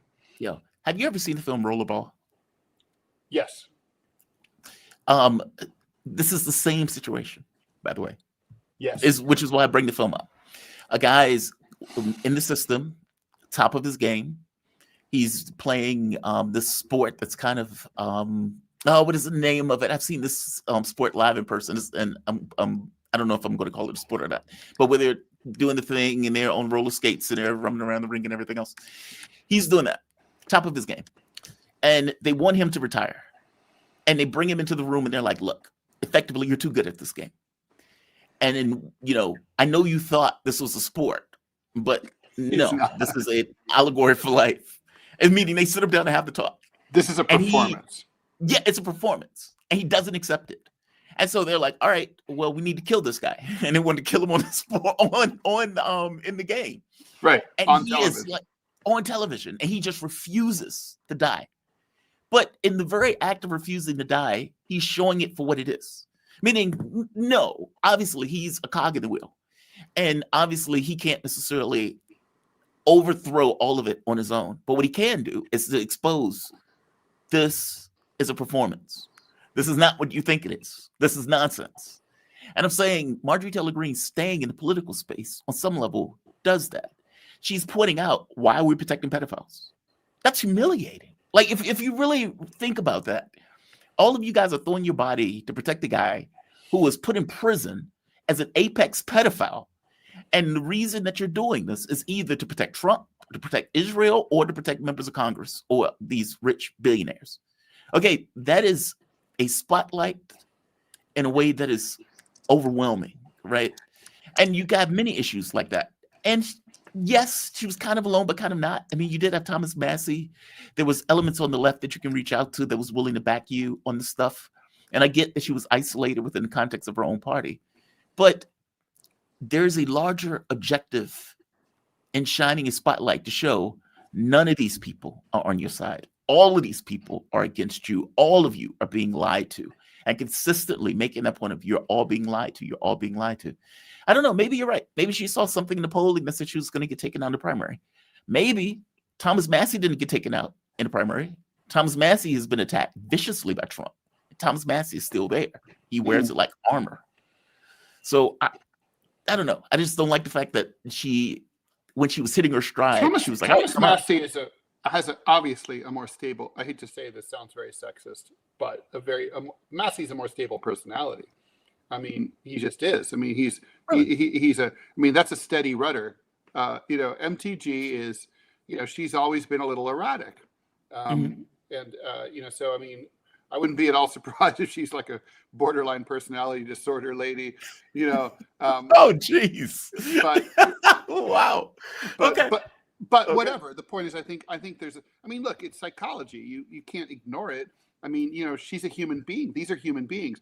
Massey, it's like, I think it's less about courage and it's more about like what your personality can deal with.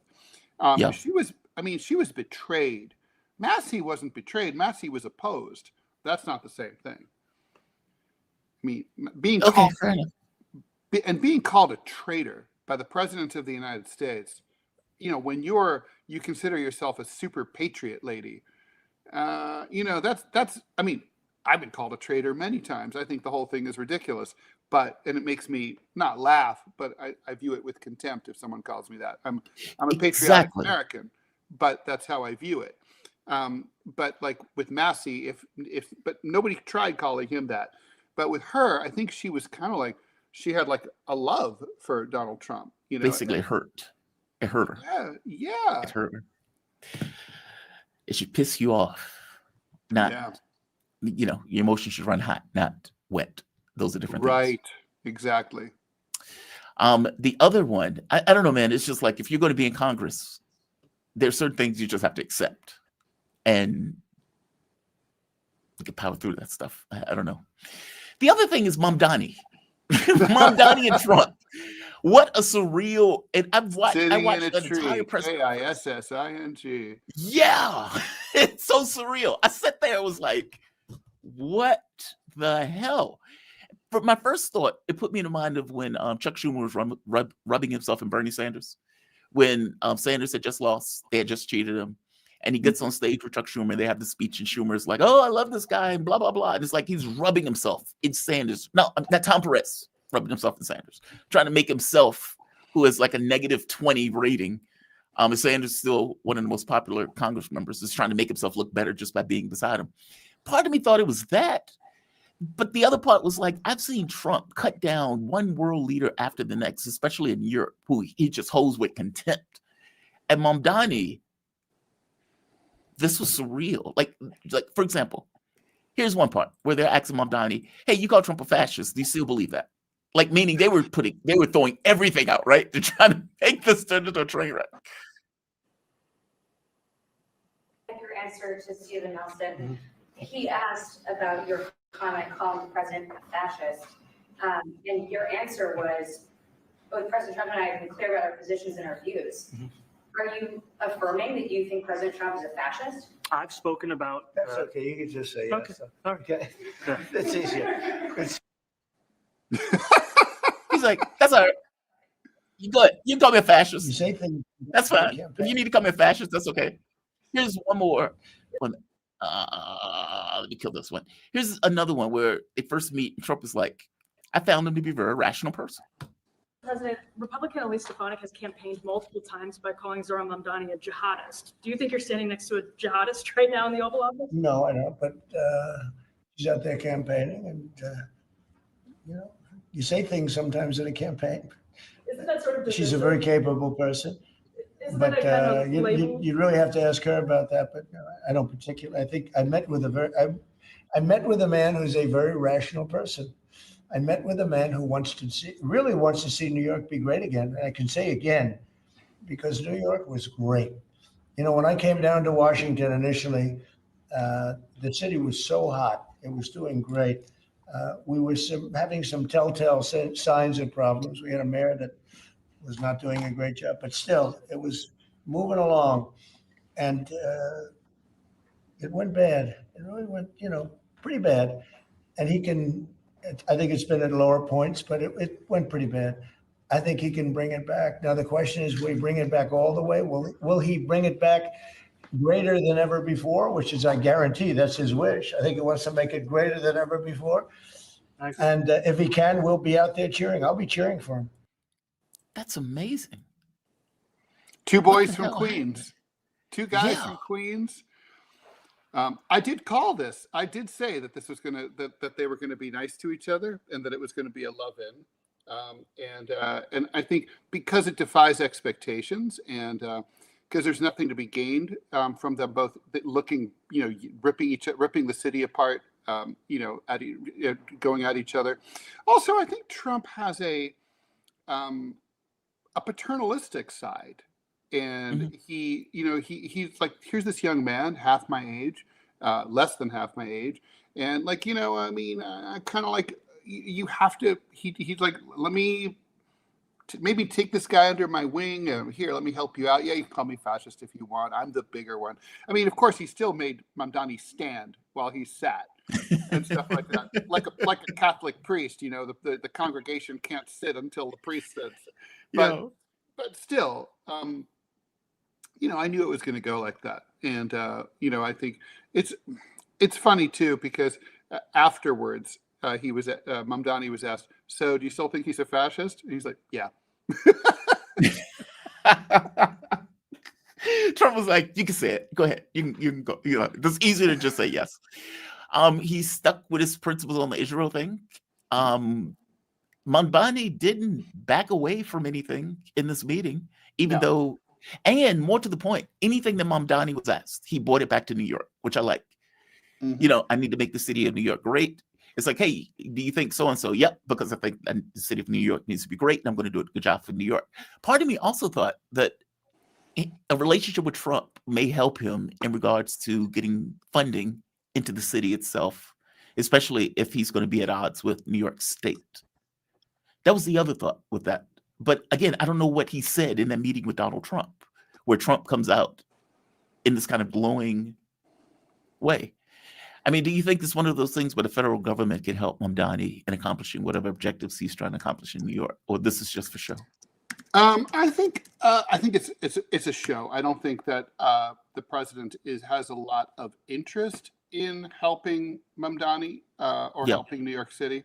I think it's just sort of like, but I think he was reading the polls and he was kind of like, the last thing I need to do is make everyone think that I'm picking on the biggest city in the country. So, I see. One last thing. You said you already see Mamdani, the AOC-ification of Mamdani, to make a term. What's going on in New York?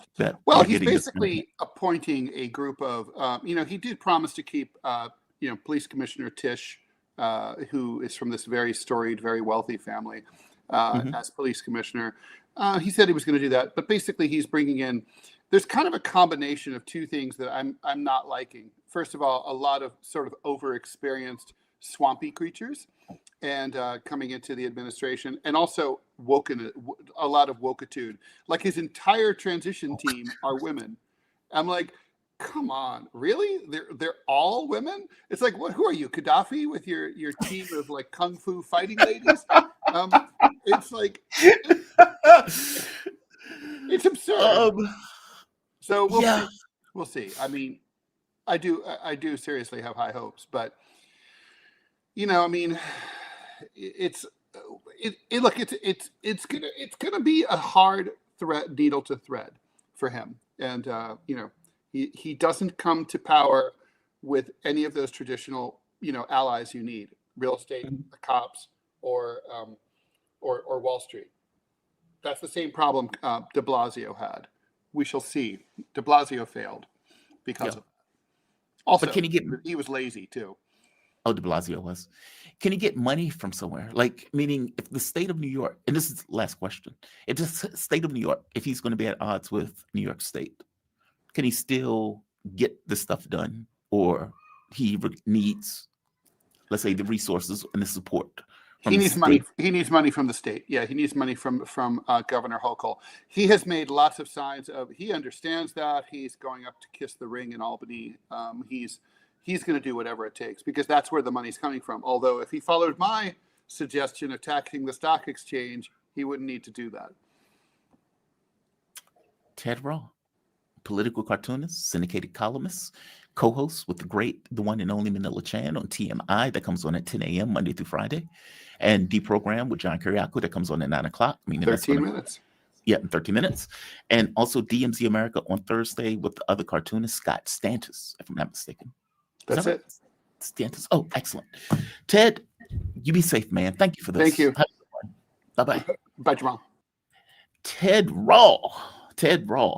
Check him out with John Kiriakou. John Kiriakou is fantastic, and so is Manila Chan. She is awesome.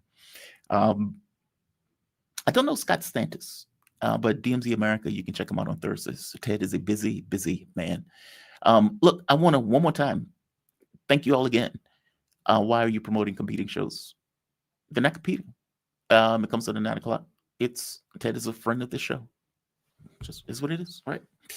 And 10 o'clock doesn't clash with my show from the standpoint of Manila Chan. So, but I want to thank all of you one more time. This is the 1-year anniversary show. We're going to have Dimitri Lascaris. He's coming on in about 12 minutes, give or take. I want to give a shout out to all of you. And I want to give a shout out to all of the guests who's helped over the course of this year. As Ted kind of pointed out, it is I don't want to say terrifying, but on some level, I guess it is when when the network that you work with for the last 5 years goes belly up. And I think I've said before, working at Sputnik was the honor of my life, being at the helm of Fault Lines. For the first few times, it took a while. It took about a year or so because, for my mind, it was still Garland's show. Like in my mind, Fault Lines was Garland's. And to be blunt, he was unceremoniously removed from that show and what was deeply unfair to Garland. And so it was always awkward taking over something like that when Garland is the one that brought you onto the network. But after a while, I started feeling like my own show, kind of. I mean, obviously, it was the network show, but still, you ran the helm of it. And when it goes belly up, there's this thing of like, all right, that sucked. And my thought was, okay, but the format was good. And you've always wanted to do Fault Lines in the way that you wanted to do it. So do it in the way that you wanted to do it. Make it your own thing and make it on your own channel, meaning make it a Jamal Thomas show and do it in the sense that you want to do it. The channel is literally named Jamal Thomas. And Fortunately, many of the people who I used to talk to continue to talk to and continue to talk with me. Many of them came along for the ride. Ted Rall was one of those people. Mark Sleboda was one of those people. KJ No, despite the fact that his ass is on his shoulders right now for ridiculous reasons, being a child. But whatever. All of these people were instrumental in making the show what it was, and they all have my appreciation for doing so. Ritter, even though obviously he hates me right now, still, same thing. One of those people that made the show what it was. He was often wrong, but that's okay.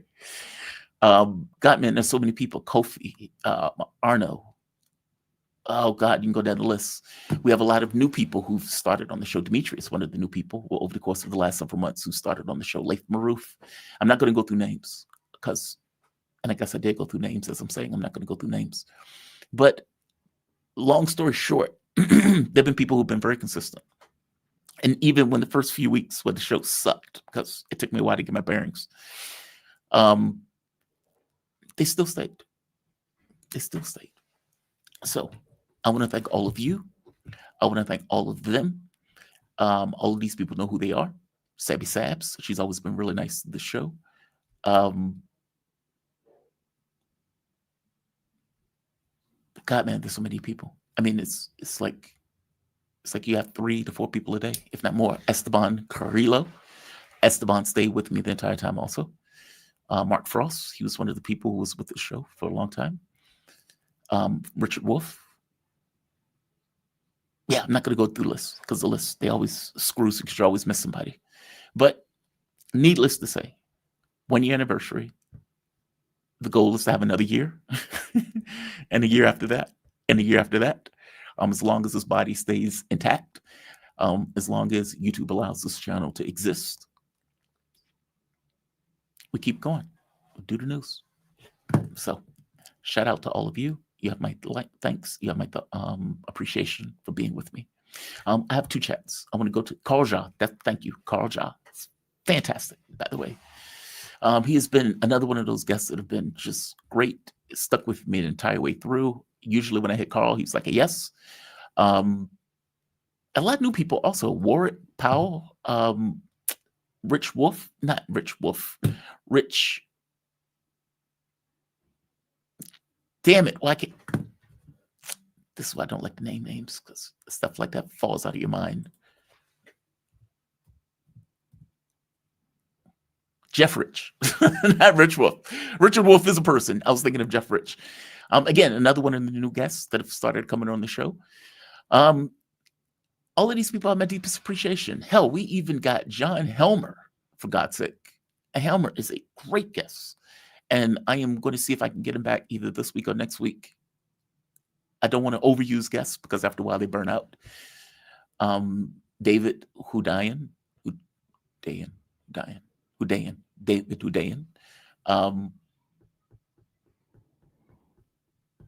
Yeah. Karen Kowakowski. She's another one of the new guests that have started to come on the show. So no, you guys have my appreciation. All of my guests have my appreciation. We've been doing this for a year. We've been consistent, and we're going to keep doing it. And we're going to keep being consistent. So there is that. I'm not going to dwell too much on it, but I do want to give my appreciation for all of you considering it's the anniversary.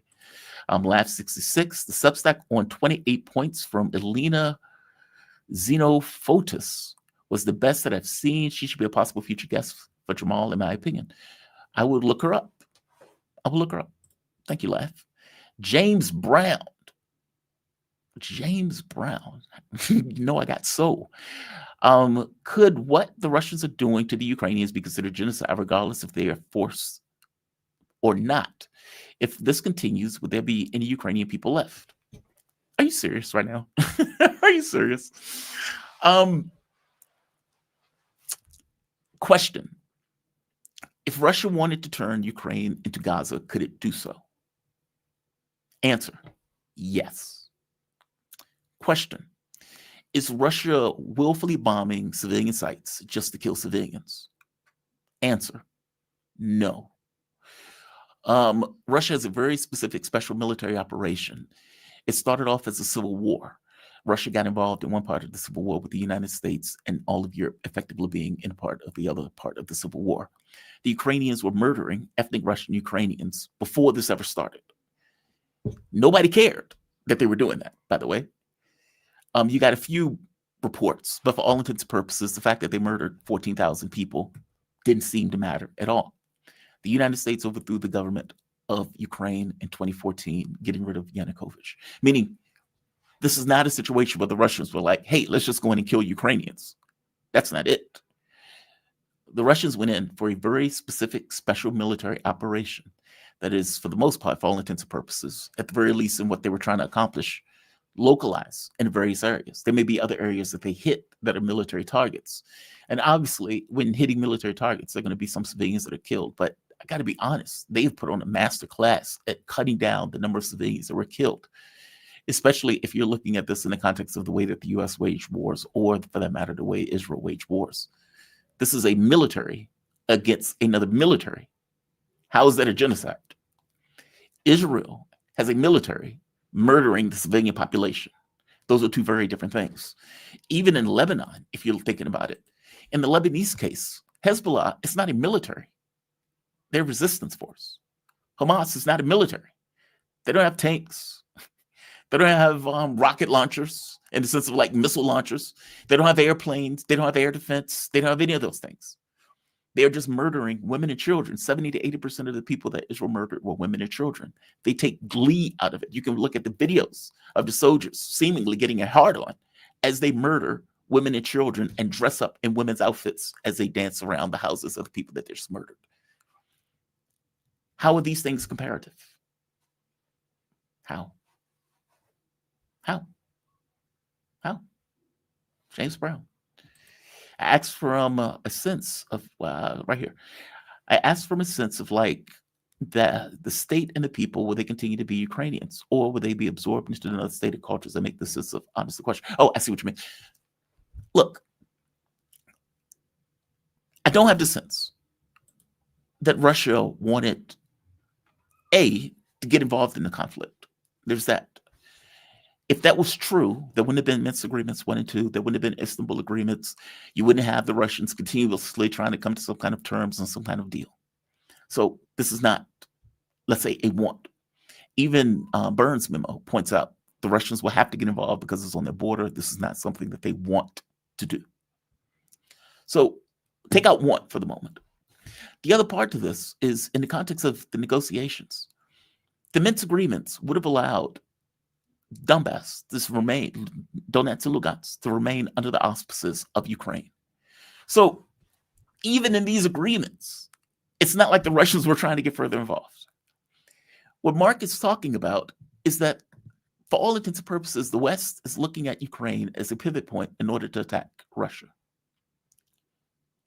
How do you, as the Russians, allow that to take place? That's the context. An occupation is not a destruction of the Ukrainian identity. You can make an argument that this idea of the CIA, Nazis, and all this other stuff ingraining itself is a destruction of that identity. Hell, you can even make an argument that that's an occupation by a group that is not representative of the entirety of Ukraine. Keep in mind, half of Ukraine is ethnic Russian, or at the very least, a large portion of it is ethnic Russian. That portion was completely ignored at the point where these Nazis and Banderites took over. So this is not, the situation of where is the Russians going to commit a genocide? That's not, that's not. I don't think that's indicative of reality, to be honest, James Brown. I appreciate the question, but I don't take it as a yes. Congratulations on 1 year, well-deserved. Katie, what is this? Capty? Oh, Kat Ferguson. I'm dyslexic. Kat, thank you. Thank you, Kat. Much appreciated. Much appreciated. Yeah, James, I don't think that's the case, man. I don't see an intent, if that makes sense. I see it's not like it was Israelis who just wanted territory, where they wanted to steal Palestinian land, steal Lebanese land, steal Syrian land, and go over this idea of greater Israel, in which case they're just absorbing and either killing or trying to remove the local population. The Russians didn't turn Ukraine into Gaza? Yes, there's certain areas that are fighting, but keep in mind, these are two militaries that are going after each other, with one having the entirety of the backing of the West and Russia effectively fighting it by itself. I understand in the context of war, people are dying in the context of the war, but the people that are dying are predominantly military. When targets are hit, those targets are usually related to the military itself, meaning we're hitting air defense, we're hitting factories, we're hitting etc. And because those things are usually put in civilian areas, civilians get hit in the context of those things. But that's not a norm. That is not something that's accomplished. For all intents and purposes, these are precision weapons in the real sense of precision guided weapons. I don't doubt that civilians are killed. They are. But that's different than the objective is to kill women and children. It's just very different. And I don't get the sense that the occupation is destroying, quote unquote, Ukrainian identity. Russia and Ukraine, they are brothers. And for the longest time, Ukraine was part of Russia. So no, I don't take that as a genocide, especially considering what we're looking at in Israel, which I do take as a genocide. So yeah, it's just my take. People can have a different take, obviously, but I don't see it in those terms. What time is it? Okay, Dimitri is going to be on. Actually, he's going to be on like now. So fair enough. Let me make sure I sent him the link because I am a human being. I am flawed. And I know I make mistakes. Yes, good. Okay, send me every link. And let me make sure I didn't mess up anything else with this. Give me 1 second. Okay. Yeah. All right. So he'll be on. He's usually a clock.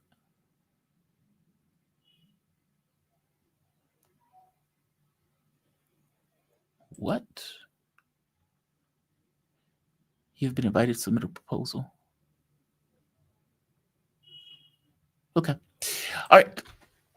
But there's interesting news that is coming out. And by the way, great breakdown by Mark today. And honestly, man, the Mamdani thing was surreal. That was super surreal. That, like, I don't know if you've watched the entirety of it, but if you watch the entirety of it, Trump is very conciliatory the entire way through. He is very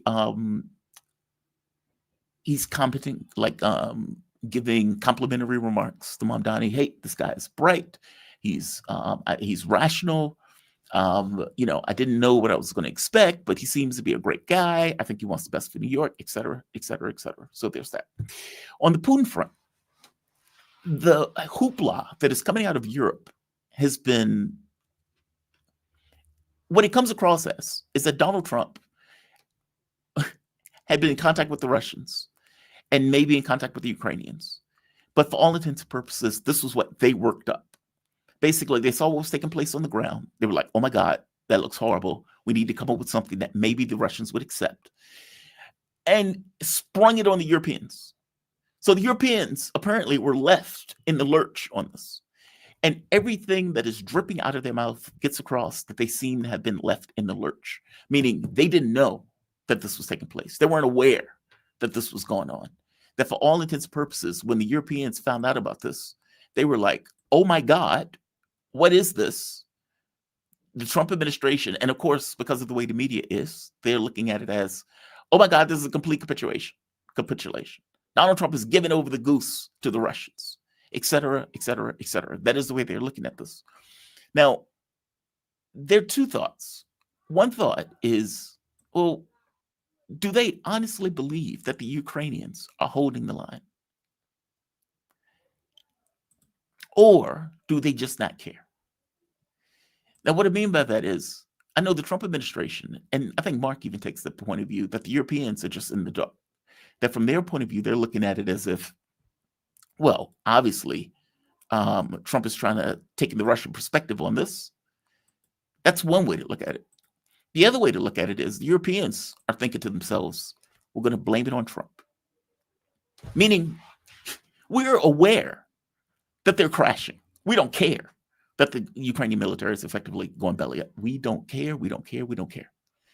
What we do care is that for our own political, let's say, situation, that we not take the hit and we not take the blame for what is a complete and utter catastrophe. And so the way we're going to do this is the Trump administration, the United States overthrew the government. Fair enough. You get Victoria Nuland saying, fuck the EU. Okay, fuck us. Fair enough. And now that this has fallen apart, after the U.S. overthrew the government, after the U.S. dumped all of the money, weapons, got Europe revved up for the war and everything else, after all of this takes place, now the Trump administration says, we're out. We're done. We don't want more of this. And to make it even worse, to write a document where in the document, they're saying stuff like, Europe is going to have to give $100 billion that it doesn't have. What's funny about this, right, is that the Europeans were doing everything in their power to get their hands on Russian money. Why? Because they needed that Russian money, because they and their governments are broke. The Ukrainian military is like $50 billion in the hole, if not more. And so that was supposed to be their lifeline. And so not only is Trump effectively saying, okay, we're going to give money back to the Russians, we, the U.S., is also going to take a cut of this money for deals or whatever. And Europe is also going to have to give $100 billion. So if you're the Europeans, let's say for the moment that you know how bad things are on the Ukrainian front. You may not say it, but let's say you know. Do you care that it's collapsing? Do you? And maybe you do care that it's collapsing, but what is your responsibility in the moment of collapse? Is it we accept all the blame and the flaw along with the U.S. in this collapse and catastrophe? Or is it, hey man, we were ride or die. We were with you to the very end. And you would have won this. You would have taken back Crimea. You would have taken back all of the territories. You would have done all of that stuff if it wasn't for Trump pulling out and abandoning you. Meaning people are making an assumption that the Europeans are completely in the dark about what's taking place on the military front. Maybe they are. Maybe they're not. I'm saying there's a view of this, that they know exactly what's happening on the ground, or at the very least have an awareness of how bad things are. I mean, for God's sake, it's been in the media left and right at this point. But they don't care. That the entire point is to try to shift blame, just like any political institution shifts blame because they don't necessarily want to take the failings for themselves. In which case, they can go to their populations and say, hey, we're willing to fight for as long as it takes. It was the U.S. that pulled out. It was the U.S. that wasn't ready to keep this fight going on. The U.S. is the one that didn't want to invest the money, invest the weapons, et cetera, et cetera. It's the U.S. that abandoned Ukraine. It's the U.S. that capitulated to Russia, Vladimir Putin. It is the U.S.'s fault. It's all their fault. Meaning Europe may know what's happening, but does Europe really have an incentive in order to accept failure, especially if they know the failure is coming? And they know that at some point, maybe there's a deal, maybe there's not. But in either case, we were with you all the way to the end. It was the U.S. that wasn't willing to carry its weight. I don't know. I mean, as I keep asking this kind of question of what is the leverage on Europe and even on some level the U.S. to get them to, let's say, want a deal. Now, it seems that the Trump administration, at the very least, wants a deal. Obviously, they want it on their terms. But I think we can see a sliding scale, right? What started off as, well, Putin wants too much, ends up with a deal that, while flawed and imperfect, and is unacceptable by Russian terms, is let's say, on the 40-yard line of, let's say, the U.S. and European side, whereas beforehand it was on the 10-yard line. Meaning the facts on the ground are changing the context in the way that the United States is effectively looking at it. What the U.S. seemingly doesn't want is a complete and utter collapse, where it goes into a complete catastrophe beyond the catastrophe that it already is. And as Mark pointed out, all of these territories, Seversk, Kupiansk, Minograd, Pokrovsk, all of these places are effectively being mopped up and seemingly are going to fall back to back to back to back to back, leaving Kramatorsk Slaviansk. And then what? Meaning that is the final defensive line. When that final defensive line falls, which it will, then what? Like, I'm trying to point out that this is an utter and complete catastrophe that it seems like the United States is trying to get ahead of. And Europe is either playing politics with it or is unaware of the gravity of what is effectively taking place. I think it's also fascinating. I used to ask Mark, 3 years ago when this first started, hey, how does this end? Because from my point of view, I could not see how it ended. You're ending up in a special military operation. In the context of that special military operation, you know, at the moment that you stop, whatever's left of Ukraine rearms, with Europe maybe putting in troops, putting in more weapons, and you're stuck with the same situation that initiated the special military operation in the first place. Meaning, how do you stop? How do you stop? How do you draw a line? Whatever line you draw, you end up in the exact same situation that provoked the special military operation in the first place. Now, you may come up with a deal, but every other deal that you've come up with has effectively been used as a way of continuing the war and continuing the conflict. So how do you stop? And therein lies the rub. And that was always the rub. And I think Mark's answer is, you don't. You simply don't. Mark may even say, you can't. Because you may be in a situation where occupation is the only way for you to ensure the objectives of the military operation, special military operation, is achieved.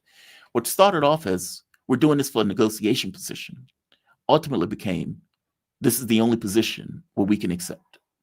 Now, who knows if things get worse? If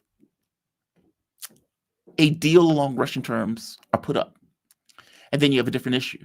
Okay, how do you trust whatever deal that comes up? I have no idea. I have no idea. But all of these are the peculiarities of the situation in which we find ourselves. I would say, though, on a positive note, the fact that this deal exists, and I'm saying deal, but the 28-point plan, the fact that it exists is on some level evidence that the U.S. is aware of how bad things are. And this idea that the U.S. is just taking Kiev word for it doesn't seem to be the case. The U.S. would need to get Zelensky on board before they even start negotiations with the Russians. And I'm saying get Zelensky on board. All things being equal, Trump could walk, which is, always an option. We have one more chat.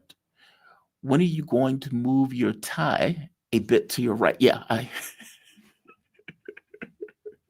you saw me fiddling with it, right? I was like, all right, something seems a little off on that.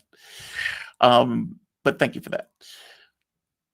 Frank Friel, congratulations on 1 year. Hope to see many more President Kankles.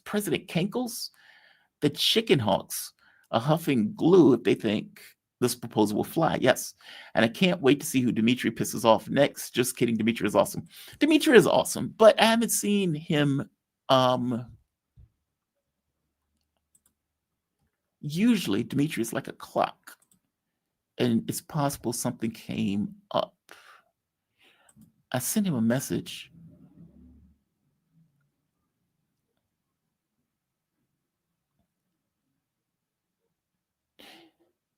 Yeah, something might just came up. I mean, usually Dimitri's like a clock. So I will give it. Yes, 15 minutes late. Okay. All right.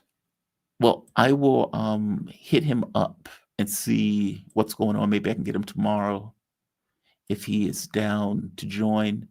By the way, obviously Thursday is Thanksgiving. I will not be on the show on Thanksgiving, even though they don't celebrate Thanksgiving here. That sucks. But I know that's an American tradition, and it's unfortunate that other countries don't necessarily celebrate all of our traditions. But of all of the holidays, this is one of the ones that I do appreciate the most. In fact, Thanksgiving and Christmas, I think, are my two favorites.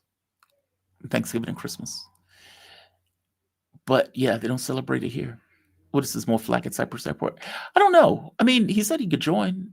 I'm assuming something might just came up.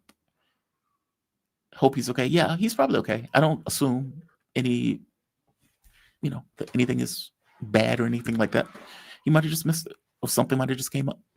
Hopefully nothing serious, nothing, want to say sound and all that good stuff. Dimitri's usually like a clock, so it's a little bit anomalous, but it does happen.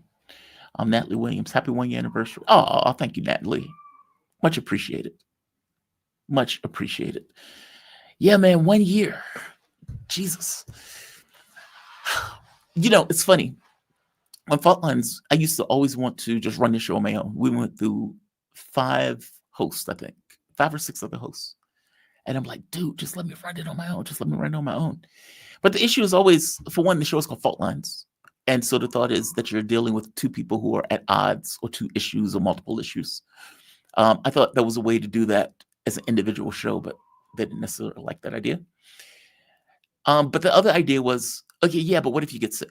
What if something happens? What if, I don't know, break an ankle? What if something happens where you are no longer able to do the show because of some kind of illness?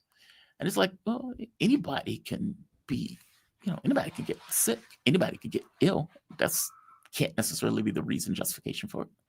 But whatever. Moot point, right? I do this show and our numbers are better than Fault Lines ever were. So that's the point. But no, it's been a year, man. What is it? Time flies, especially when you're not having fun. Oh, it's just a lot of work. That's all. And I don't mean that poorly. It's just like at the radio, you have producers, you have another co-host. If you're dragging ass one day, your co-host can pick up the slack. With this, it's different. Like, you do everything. Like, you don't have producers. You don't have co-hosts.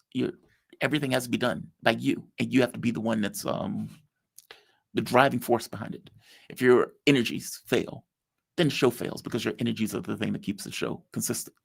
And it's not just my energies. To be honest, knowing you have an audience also is one of those drivers. Like, it gets you up to do the job, knowing that you have an audience that wants to actually see the show. Yeah, it's different. It's just a lot more work. Like booking the guests, setting whatever you're going to talk about. Booking the guests is complicated because you're dealing with multiple personalities that are all across the globe and all this other stuff. Figuring out what you want to talk about, that's always hard for me. Cutting clips is easy, but trying to name the clips is always a hard thing for me. I'm not good at it. No, it's just a lot more work, but it is rewarding. It is rewarding. Those poor turkeys. Yeah, those poor turkeys, but God, they taste so good. And by the way, I don't think they have turkeys here. Like, I haven't seen turkey in Malaysia. I haven't seen turkey in Indonesia. I haven't seen turkey. There was turkey in Europe, thank God, but not here. I don't know what they have against turkeys. Adria Chappie, happy anniversary, Jamal. Well, thank you. And honestly, it's our anniversary. I mean, look, man, this show would be impossible to do without an audience. To do it with 4? Yeah, 4. With sounds gross. Do it 4. So no, it's all of us. It really is. Look, I don't know what is with the turkeys thing here. I mean, maybe, is it just me? Is it Muslim countries? I don't get it. But they don't sell it here. What is it like? Thanks for giving us your country. Yes. Yes, kind of. Kind of. Look, you can divorce context from content. If that makes sense, I think. I'll go with it, though. Even though I think it's inaccurate. Meaning you can divorce what something meant, or the original meaning for something, for what something became, and what it means to you. They can be very different things. Obviously, Thanksgiving is a grotesque holiday in its inception and what it covers. It's yada yadaing over genocide. Just to be very clear. Like, we should have no unclarity about that. But what it became is ultimately a time for family to come together, and you're seeing people that you haven't seen in God knows how long. And there's a sense of commemoration, if that makes sense. Meaning, its context, in a real sense, is grotesque. What it functions as, in regards to the way people engage with each other, is different. It's that part that I like. I hope that makes sense. Turkey is not indigenous. Is that what it is? Is that what it is? I mean, even if look, there's a lot of shit that's not indigenous to locations that they still have, right? I mean, that can't just be the excuse. I mean, what about Europe? Are turkeys indigenous in Europe? They sell turkeys in Europe, or turkey in Europe. I don't know. It's just weird to me. And I didn't quite get it. I didn't understand. Chicken is everywhere. Like, chicken is everywhere. It's like you have chicken sausage, chicken this, chicken that, chicken pepperonis, chicken whatever. And you're like, okay, so chicken is ubiquitous. Chicken is ubiquitous. Turkeys, not so much. I just didn't get it. I didn't quite understand it. Turkeys are American. Turkeys can't swim across the Pacific. Is that what it is? Turkeys can't swim across the Pacific. Is that what it is? They may not be able to swim, but they can certainly put it on boats. And they can certainly, chop this shit up, put it on boats, and allow it for sandwiches. Now, I haven't had a turkey sandwich in 7 months. 7 months. It's been a while. The Southeast Asia have duck. Yes, they do have duck. I haven't seen it here in Nepal, but they do have it. Many parts of Africa, you also don't get turkey. Never saw it in Europe. They have it in Europe. I swear to God, they have it in Europe. It's not great, but they have it. Here's the thing. When you are, food tastes different wherever you are. You're going to get the exact same thing, and it will taste different. It's just fact of life. So if you are in Europe, for example, when you take out the preservatives, you take out the stuff that shouldn't be in it anyway, that we put it in America, it tastes different. It's not worse. You can get used to it. And if it's the only thing you ever had, you'd be used to it. But it tastes slightly different. Ham tastes different. In fact, I don't think I had ham when I was in Europe. But turkey, yes. Here, they have bacon. They didn't have bacon in the Muslim countries. Or if they did, you might have had to go to like a specialty shop to get it. But mostly didn't have it. But again, it tastes different. It's not worse. It's just different. Beef is very rare here. I mean, obviously, the whole cow thing. I don't think I've had it since I've been here. And even sausage they made with pork. So not beef. In fact, I haven't seen beef here at all. Yeah, it's different. It's just anywhere you go, it's just a little bit different. Your diet changes wherever you are. And sometimes it's for the better, sometimes for the worse. In Albania, it's for the better. Like in Europe, for the better.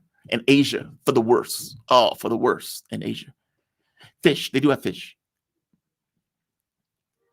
Less so in Nepal. Like when you're in Jakarta, yes, because, it's an island nation. So seafood is just all over the place. Nepal, less so. I mean, you're in the mountain region. So you have like China on one side, India on the other side. And so you're like smack dab in the middle. There are no oceans and that type of stuff. So it's less relevant, less prevalent here. Yeah. I don't know. There are things that I miss. That's all. There are things that I miss. There are things that I miss. All right. So I don't see Dimitri. Maybe he missed it. I'll send him an email to see if I can get him on tomorrow. You guys are fantastic. You guys have my thanks. It's been 1 year. It's been one hell of a year. It's been a roller coaster. There are times where I thought the show was dying. I've gotten to the point of just, I don't know. It's just worry. That's all. It's like it's a constant unpredictability. There is this weird mix in me that hates stability but hates instability, which means there's no happiness nowhere. And that stuff shows up in relationships, it shows up in life, it shows up in all over the place. It's like there's happiness nowhere in this. And you just kind of accept that any bias in one is going to make you discontent for the other. Doing the show allows radical independence, but it's a radical independence for a show that is in the process of growing. And you know, as a human being, there's nothing means that something is going to grow. It can always die. And so there's always this thing in your mind of uncertainty, and that uncertainty fucks with me. But all things being equal, like anything else, all parts of life are uncertain. You can get hit by a rock and die tomorrow. I mean, for fuck's sake, it fell in Jakarta. Shit happens, right? You have an objective, you pursue your objective, and you put on blinders and you ignore everything else short of the objective and you just go forward. And that is really the only way to pursue life. You try to mitigate risk, you move forward. So we will keep kicking ass. Jamal talks at 1.25 speed. You know what's funny? If like, look, man, I talk fast. It's just the way my thinking goes. I'm going to say, also, I do miss KJ. KJ was a good guest. KJ was a great guest. I mean, he was consistent. He helped make the show what it was. But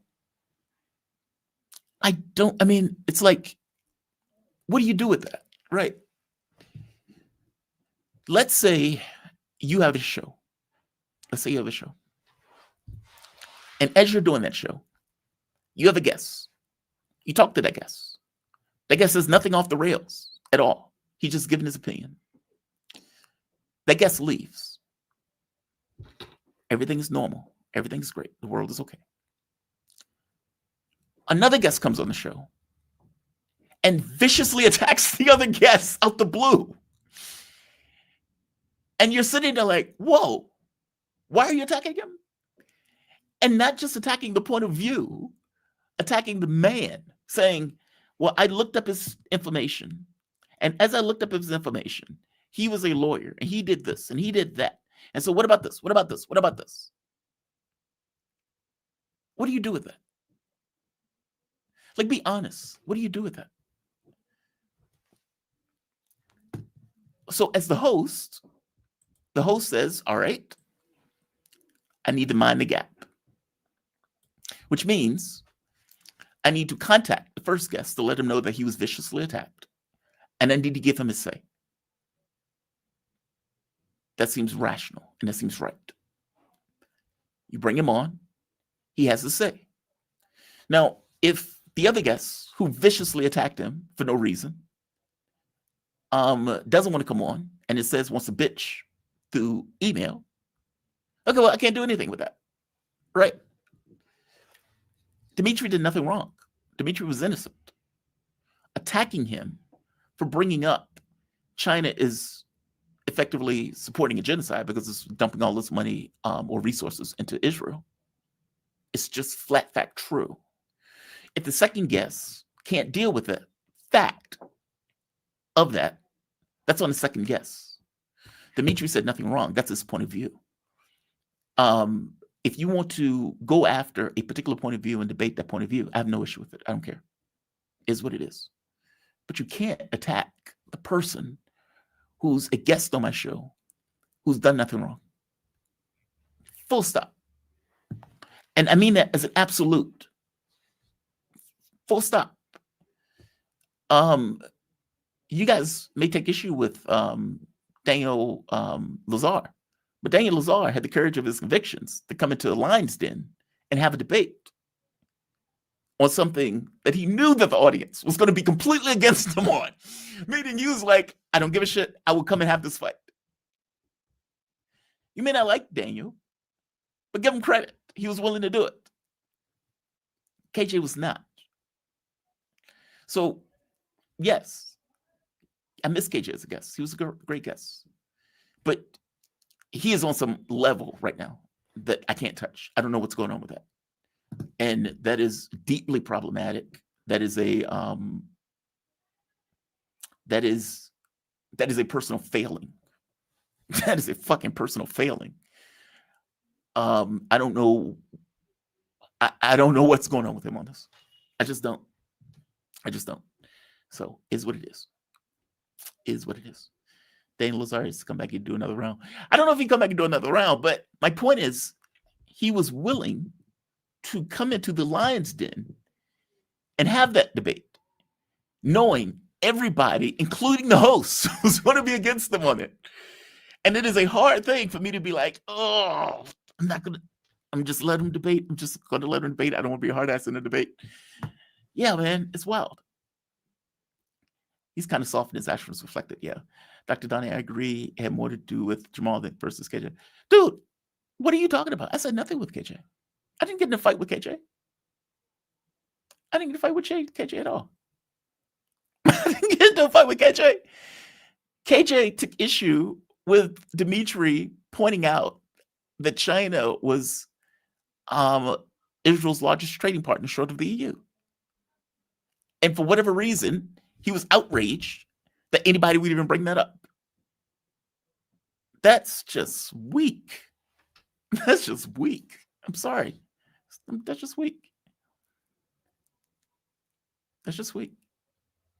KJ didn't like your standards. Well, I don't like the fact that he was too weak to either come on and have a debate about subject matter, or that he attacked one of my guests. I think that's a failing. So, yeah, I think that's a failing. I think KJ might be embarrassed for his behavior, honestly. Dude, I don't know. I mean, that's an easy... it didn't seem like he was embarrassed for his behavior. That wasn't what I got out of it. What I got out of it was he was outraged that Dimitri would, or anyone would even bring up China not doing enough in Gaza. That's what I got out of it. So that is what I got out of it. I didn't get anything else out of it other than that. I mean, based on the pages of emails that I skimmed through. Jamal, you've had your ups and downs, but you made it. You're doing great. Great group that's here every day. Great guests. Thank you, all of you. Thank you, Mama. Appreciate it. I appreciate it. All right. Since Dimitri is not going to join, I'm going to call this a day. And I'm going to thank all of you for joining. You can also get beef bacon is gross. Beef bacon is gross. Please speak more directly into your microphone. Oh, Dr. Donnie, I will try to do that. Okay. How about that, Dr. Donnie?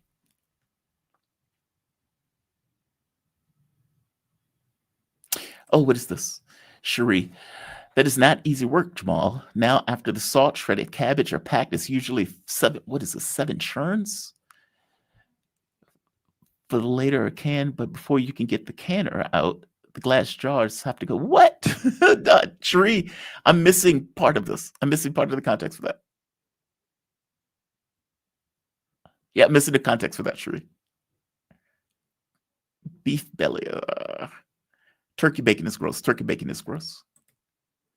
Through fermentation for around 9 days. Yeah, turkey bacon is gross. Turkey bacon is gross. Ritter had just too many red flags, in my honest opinion. I don't have bad feelings about Ritter. Look, I know you guys think it's my fault that Ritter stopped showing up. This responsibility is shared. This responsibility is shared. You may not know this, but I will tell you this. Yeah. So the last show that I did with Ritter, if you look it up, I think it had like 30,000 views. 1,000 comments on a show with 30,000 views. And all of them were negative. All of them were negative. All of them were like, what happened to Ritter? Why is he acting this way? Why is he saying this? Ritter lost the mission. I mean, like, all of them were negative. Now, if you were Ritter and you look back at it, what do you say to that? Like, meaning, if you do a show and you find out that all of the comments are negative in the show, do you go back to that show? Maybe, maybe not. But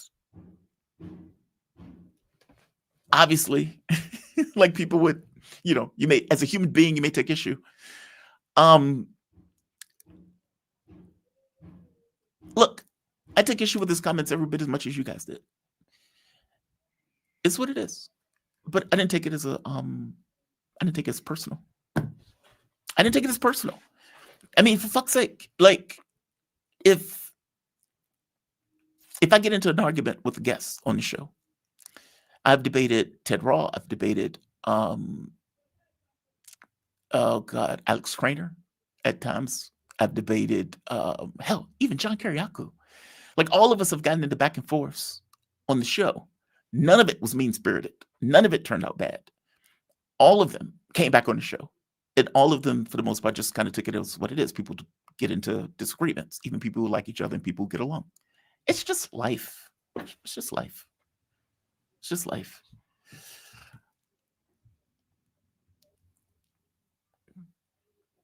But whatever. No issue. It's what it is. It's what it is. But I actually like KJ. So that's the issue with KJ. But no, I actually like KJ. All right.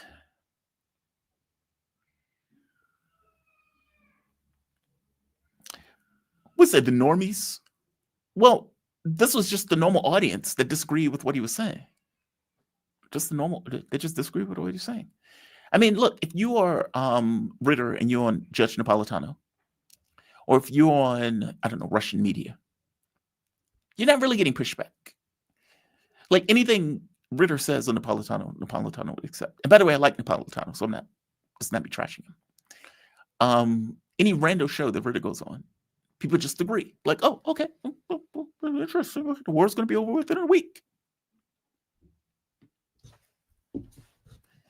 At the point where you're like, yeah, dude, that don't sound right.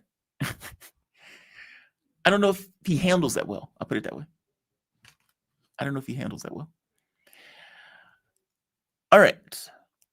KJ was smart. KJ was smart. And he was damn good at topics on China. He really was. He really was. Okay. I'm going to call this a day.